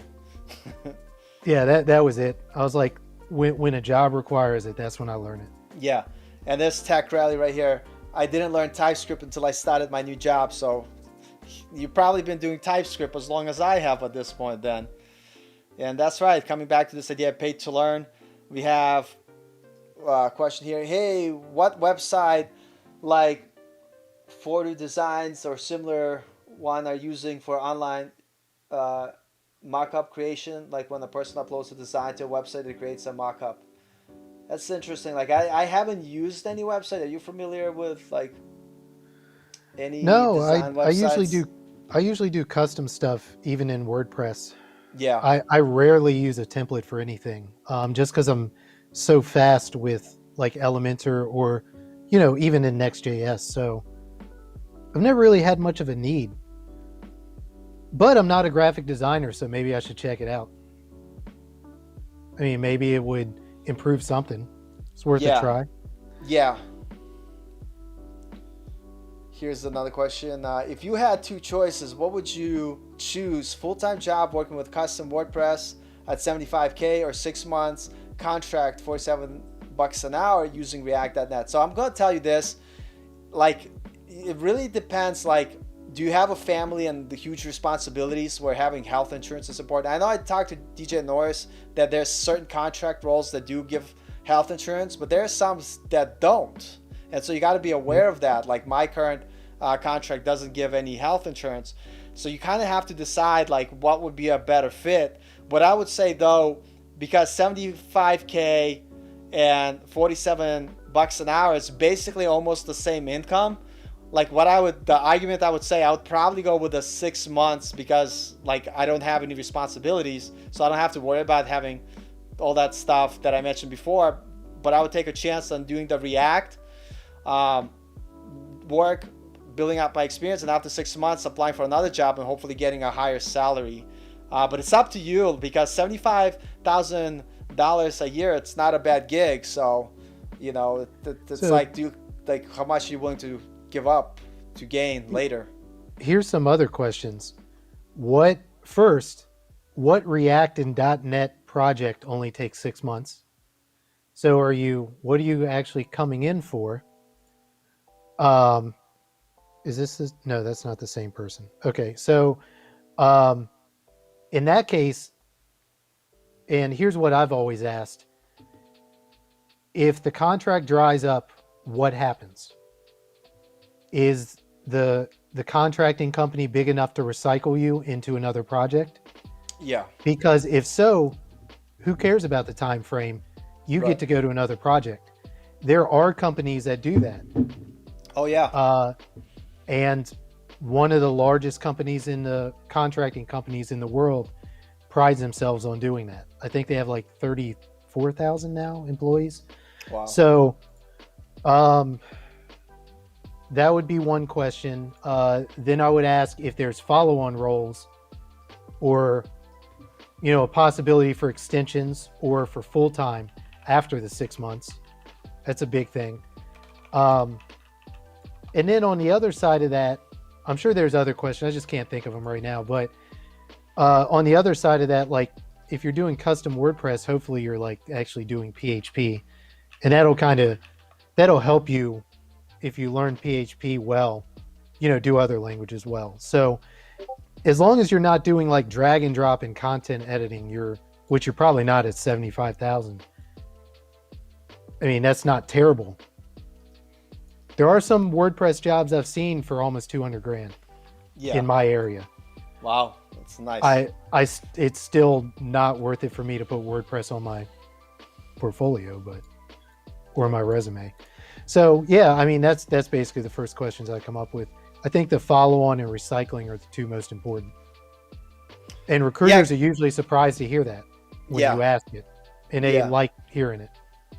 Yeah, and guys, don't be shy asking questions. We're in that portion of answering questions, so keep them coming. Otherwise, me and DJ Noise just will talk about general things. But I'll be more interested in like answering your questions. So coming back to this question here, 1 second. Where is my screen thing? Apparently, he meant a product website where you could send a image of a design, and on the back end, it will generate the mock-up for the shoes. So to create something similar like that, if you're just starting out, it'll be too hard. You have to understand that like something like that probably has a big team behind them, and a lot of times like especially like if it's a 3D mock-up that you get that is displayed in the website, that could be done with like things that are not even part of web development. They might have some sort of like integration with something else that they're using. But I would start like building something simple first, and then working your way up, then trying to be like, like you could be like, let me make a shoe website that at least shows the shoes that people can buy. And then once that website's there, okay, let me figure out how could I at least send an image of an upload and receive it on the back end, and then be like, okay, that's cool. And then once that's set up, you could start thinking about, okay, so now I'm getting this mock-up, what do I need to do on the back end, or if there like services that exist that I could utilize that will help me to translate it into a 3D version, or like whatever, like but you get the point. It's like build it in steps, and rather than trying to like start on a project that's way beyond the scope of your understanding. And the only reason I know this is because I have a bunch of failed projects where my scope was too big for my skill and I never finished. And I just recently went back to an older project that I started 2 years ago, because I now have the skill that I thought I had 2 years ago to take it to its next like level. And so like I'm starting to kind of work on it again now. But that would be the kind of like the advice on that front. So how much does my app have any prior job experience? So age 26. Or is this his first job? Yeah, that's a good question. Yeah. If you do, you have any? Of course, he heard you say it. Jesus Christ, Paul. It's not like it's behind the wall. I'm like, hey, what did DJ Norris say? Yeah, like that's true too. Yeah, I mean, if he's got other stuff, I mean, he's still going to have a hard time, right? If he goes from a 6-month contract role as his first job to try to go get other jobs. Yeah. I mean, yeah. at some point you got to You want just some have that- time in, right? Yeah, like a year at least, or a year and a half. Yeah. Otherwise, it's harder. I mean, it can easily be done. It's just in how comfortable you are interviewing and making people feel comfortable. But if it's the first job, I don't know. I might take the Do the WordPress, Yeah, the PHP honestly, stuff. Yeah. and Yeah, just no. keep doing React on the side. Yeah, and that's like not a bad advice at all. And the cool thing about it is, at that steady job, you're gonna get health insurance. You're gonna get like maybe some sort of 401k or what have you. You're gonna have a nice, like place to learn new things, build your experience, and then after a year and a half, like your doors will open to a lot of newer places, from having that consistent work. So that's a good advice, man. Yep. But still WordPress. No, just kidding. WordPress is good. I don't hate WordPress. Yeah, I'm not much on PHP to begin with, but Yeah. I'm a hypocrite because I use it. Yeah. But that's, you do what you. That's the thing about programming, is that when you get hired, the project will dictate what you're going to be doing. And sometimes people switch. Like I started at a company, luckily, they switched before I started there, but people that worked there for a while, they said, we started building this thing with Angular, and now we switched to React, and we're building in React, and sometimes stuff will change, So there we go. We got more info. Yeah, nice. He's at his current job making 75K and has been working there for a year now. So you're Awesome. probably at that point that it's not going to be bad if you like move on and try something different, but it's up to you. Like, I guess, like, do you have React and .NET experience? I guess that should have been like a first question. Like if you've been learning it on your own and you've built some projects, that jumping in to that world is not going to be a difficult transition. That's another thing to take into account. So But he yeah. did say strong with JavaScript and React. I don't know about C#, but Yeah. I imagine if he can build a full API in it, he's probably pretty good. If he can. Yeah, but right. And what I would say, like, if they're all like C-based languages, so like PHP, JavaScript, C#, they do share certain commonalities. So it's not like it's completely alien and would be too hard to get into it. So Yeah, What are it's you? not assembly. Yeah, right. What are you currently working on in your life for projects or just general Well, it's stuff? been well. So my focus for the last 6 months is business, Yeah, and I've put actually the only thing I love your Slack channel, and I love Tech Rally's Discord channel, yeah, uh, because people come up with problems and they're like, "Hey, I can't figure this out," and I'm like, "Ooh, this is where I can get some extra problem solving in." yeah, And I jump in and I know that I'm dumb enough to not quit until I figure it out, so I figure it out. yeah, And it might not always be optimal, but it's a working solution. You can always, iterate on it later. yeah. That's Um, good. That's but fine. now that I'm kind of slowing down on all the development of the business stuff, I'm probably going to take my current website for my digital agency and move it to Next.js Yeah, and shift hosting.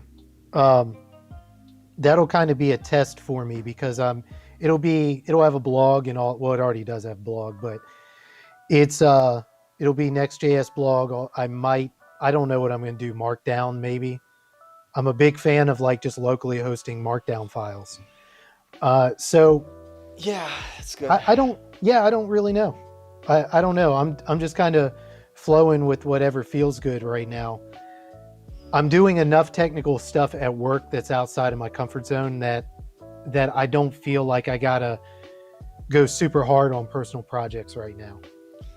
If I Tech Rally. translate, oh, Tech good. Rally wants to make your job easier. He's like, combine your Slack and my Discord, Paul. So that way you could just have to be in one place and not like go back and forth. And then he's like, we could call it Tech After 30. That's an Tech excellent Rally, like name. what are you, like 17, 18? Like you got a long way to go before you get there. I mean, like I've never seen you have any facial hair, bro. Like you're just like smooth skinned, good looking kid, man. I get jealous watching your streams. Anyway, we did have a question here. Um, what would you recommend to learn PHP or Node.js? I would say I'm gonna let you start with that one because I've been hugging the mic. Uh, I like Node.js a lot. I dislike PHP a lot. Um, but Node.js, there's enough tutorials. The docs are good enough. Express is nice. Co is nice. It's good to get started, but actual enterprise Node.js is really complex. It gets insane really fast. So, oh my god. No, I gotta go there. Hold on a second. Ain't that the Wow. truth? Ain't that the truth? You know what? Wow. Tech Rally said it. Let me put that comment. Is that comment not even allowed to be put on my like my? Oh, come on. There you go. Like 10 times in a row. I've never heard that before. I'm not able to say it, but from my fiance, like she's like, 30 years old. I'm like, you gotta like draw some wrinkles on your face. I'm gonna get in trouble being in public with you. Like, Jesus Christ. Um, you know, yeah. So it's good. It does help. Like Yeah. their So I metabolism is good. Their skin is really nice. The hair is good. It's amazing. But back to the question. Sorry. So I'm DJ leaning Norris, towards Node. I right? mean, And he says honestly. he hates PHP. So I don't hate PHP, and I also don't love Node. Well, that's a lie because I love JavaScript and Node is basically JavaScript on a server. So the only reason I say that, if you know JavaScript, like now you're able to program in the front end and the back end with one language. Yep. So you don't have to learn something in addition to. And also there's a lot of Node jobs out there. And so I would also say learn Node as well. Like unless you've already been working with PHP and you know it really well. But if you're starting out, like definitely like lean on Node.js for sure. You can't go wrong with it. Like there's so many companies that just use JavaScript. I just applied to this one company. They're doing JavaScript, TypeScript, and Node, and they're even using TypeScript like on the back end with Node. So there's plenty of jobs, and their whole argument is that our developers just have to be good at one language, and stuff like that. I So guess that's what in it's like. fairness, I should play devil's advocate and say you can do the same thing in PHP. PHP template, WordPress, right? You still I need mean, JavaScript. yes, Not a yes. lot, At, but you at still some need to at know. some Yeah, at point, some yes, point. jQuery. There yes. you go. Oh, okay, okay. Just So, this dude. all right. I guess you do Forget have me. jQuery. You do have me there, unless you want raw HTML and Yeah, you could CSS. do a lot. Yeah, you Yeah. could do a So lot. yeah, good point. So yeah, But you can just do like Bootstrap templating with all their jQuery or whatever they have nowadays, and don't have to do you could do it. No, but yeah, you still need JavaScript regardless, and so it's good just to do whatever. Yeah. And my app is talked about. Thanks for the insight. I don't have any net experience, but my backend with Node and Express is pretty good. I can't build. So one thing I would say to you, just because I've done a little bit of both, I'm probably comfortably say that your backend experience with Node is probably better than mine. But what I would say is that it's not just learning the language like C#. It's learning the ASP.NET framework, and that's the part that you kind of have to wrap your head around. But I think if you're a good backend developer, it's not going to be that difficult, but you will have to do some initial studying to go. And we have here the problem with that. I'm in Europe at the moment, and PHP is still very huge in all my country. Yeah, and that's what I hear from a lot of people. And so if that's the case, then you know the answer to the question. Maybe you like Node, but if there's not that many Node jobs in your area, you might have to devote time towards PHP, to get, if that's what's in demand. If there's more opportunity doing PHP work, that's what you have to do, It's not surprising it powers 40% of the web, so. Yeah, I heard that WordPress, before. right? Yeah. I used to say that to people when I was really big into WordPress, and now I don't say it at all, even though it's true. I don't like it, but I'm as far as I'm concerned, lying maybe. Yeah. No. Yeah. So. Yeah. But. Yeah. I think I'm gonna wrap it up. Yeah, I was about to say the same thing. Read my mind. We've been going strong for 2 hours. I know we kind of did a lot of different topics. If you guys missed the beginning of the stream, you could always come back and watch it on 2x speed. Get the insight from two dudes. DJ Norris knows what he's talking about, but I'm pretty much just winging it every time I sit down in front of the camera. So take it, my advice with with whatever dash of salt you want. But one thing I'm going to say, which is kind of insane, what I like about, DJ Norris, what I like about Dorian Develops, what I like about myself is that we started in our mid-30s, and we went from doing stuff with cars, me being a jiu-jitsu martial art guy, Dorian being a valet parking at strip clubs, to switching to a web dev career. So it's very possible. I don't have a college degree, which is fine. Dorian, I don't think, has a college degree. What's your education background? A PhD in neuro, No, I did get a degree, but it was in cybersecurity. Has nothing to do with web development, and every that's right. I knew that. I've gone to. I have to explain myself. Yeah, I have to explain why I'm not doing cybersecurity and why I'm applying for this role. It didn't matter. Even my last job with the company I'm at, I still had to explain myself with web development experience already. Yeah.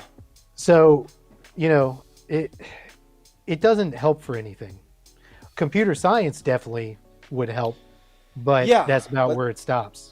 Yeah, and you don't need to, I say, if you're 18, 19, go to get a computer science degree, have fun at college, do all the college things that all the young kids do.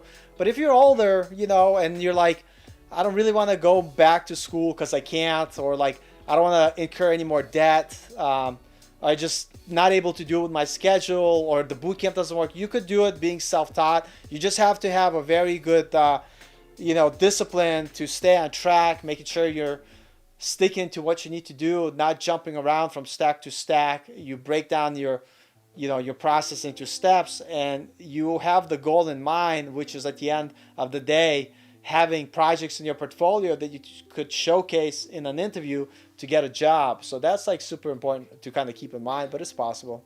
It's possible. Tech You know, Rally so called you out. he could call me out all he wants. He obviously didn't watch my interview with DJ Norris. First of all, Tech Rally, I'm old, all right? And I used to do boxing where they punch you in the face. DJ Norris told me in my interview that I did with him on my channel, where he started with cybersecurity and how it became actually a hindrance because he had to explain himself why he has a degree in cybersecurity but he's trying to go to websites. I pay attention. I know. I just forgot. I forgot. I didn't even forget. I just wanted the audience to know that everybody comes from different walks of life. We all can't be like you, Tech Rally, working at a FANG company, getting free meals and everything else that they give there. We And all, I was so, when I did college, I was so brainwashed that I needed it that yeah, I spent 7 years getting it. yeah, Just in the end, right at the end, deciding I'm doing web development, and then, it now it's worse off than if I just did web development 7 years before. yeah, yeah. So, I mean, I, people should keep that in mind too. Yeah. The one thing I'm going to tell you, because this has been experienced in my life, and by the way, I'm all big for education. If it's not going to kill you financially, and if you like have the time and the opportunity, like I would go back and get a computer science degree if I had time, or if someone paid for my boot camp, I would have went for it. But like at the same time, for me, I'm like like if you have the discipline, it doesn't matter if you go to college, to boot camp, or self-taught, you're gonna do the work that is required for you to succeed in whatever you do. So for me, like whenever I kept thinking maybe I need to go back to college, maybe I need to go to boot camp, was my doubt in myself to be able to succeed on my own. But then I didn't go back because I'm debt free. I didn't feel like taking out $50,000 loan or paying it from my savings, to pay for boot camp or like college, whatever it is. So I'm like, you know what? Put more effort into self-study. And then I got hired and now I'm in the field. And then I realized is that the reason why I wanted to go back to school or do boot camp because I felt that was an easier route. But at the same time, no matter where you go, it's gonna be the same process. And there's like good boot camps, there are bad boot camps, you know what I mean? And at the same time, it's like there are people that go to boot camp and get a job, like in the case of Tech Rally, and there's plenty of people that I talked to that went to boot camp, got out, and they got nothing, and then they complained that the boot camp was bad. Maybe you just didn't put in the effort to graduate. And like I know that everybody who becomes a developer, if you go back and watch the live stream I had with Dorian, you'll really get the insight in the mentality of what it takes, especially for someone who's in their mid-30s switching careers, is that like I know DJ Norris feels the same way. I know Tech Rally feels the same way. I know I feel the same way.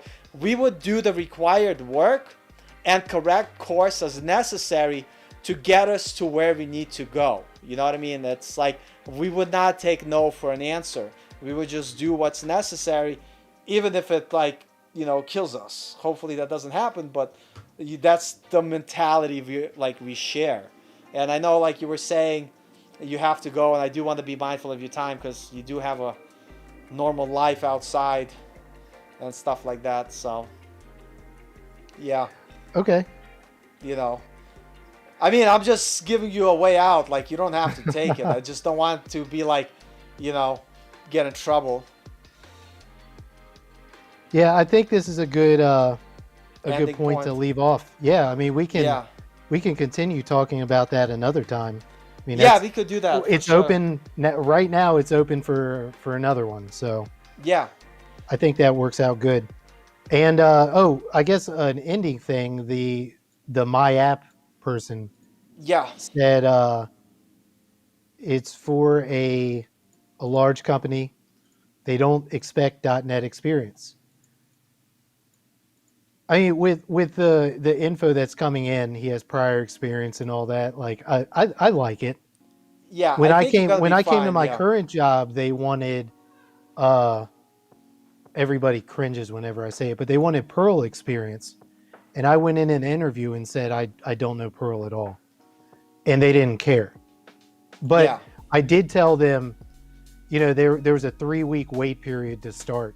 And I There said, was that I was around other people that were significantly better than me. Can you guys at hear coding, that? And I was able Yes. to just That's learn hilarious. from them, just absorb Like, I all just wanna their do this. Is he on knowledge. live Just shout stream out. right now? He's live streaming. Trying to do this Live streaming self-paced Tech Rally. coding bootcamp. Or sorry, Let me trying to let do me this switch here. self-paced Oh my god, it's Hold on a live second. stream coding inception. journey is great, and I think that's always Oh, a good way shoot. to start.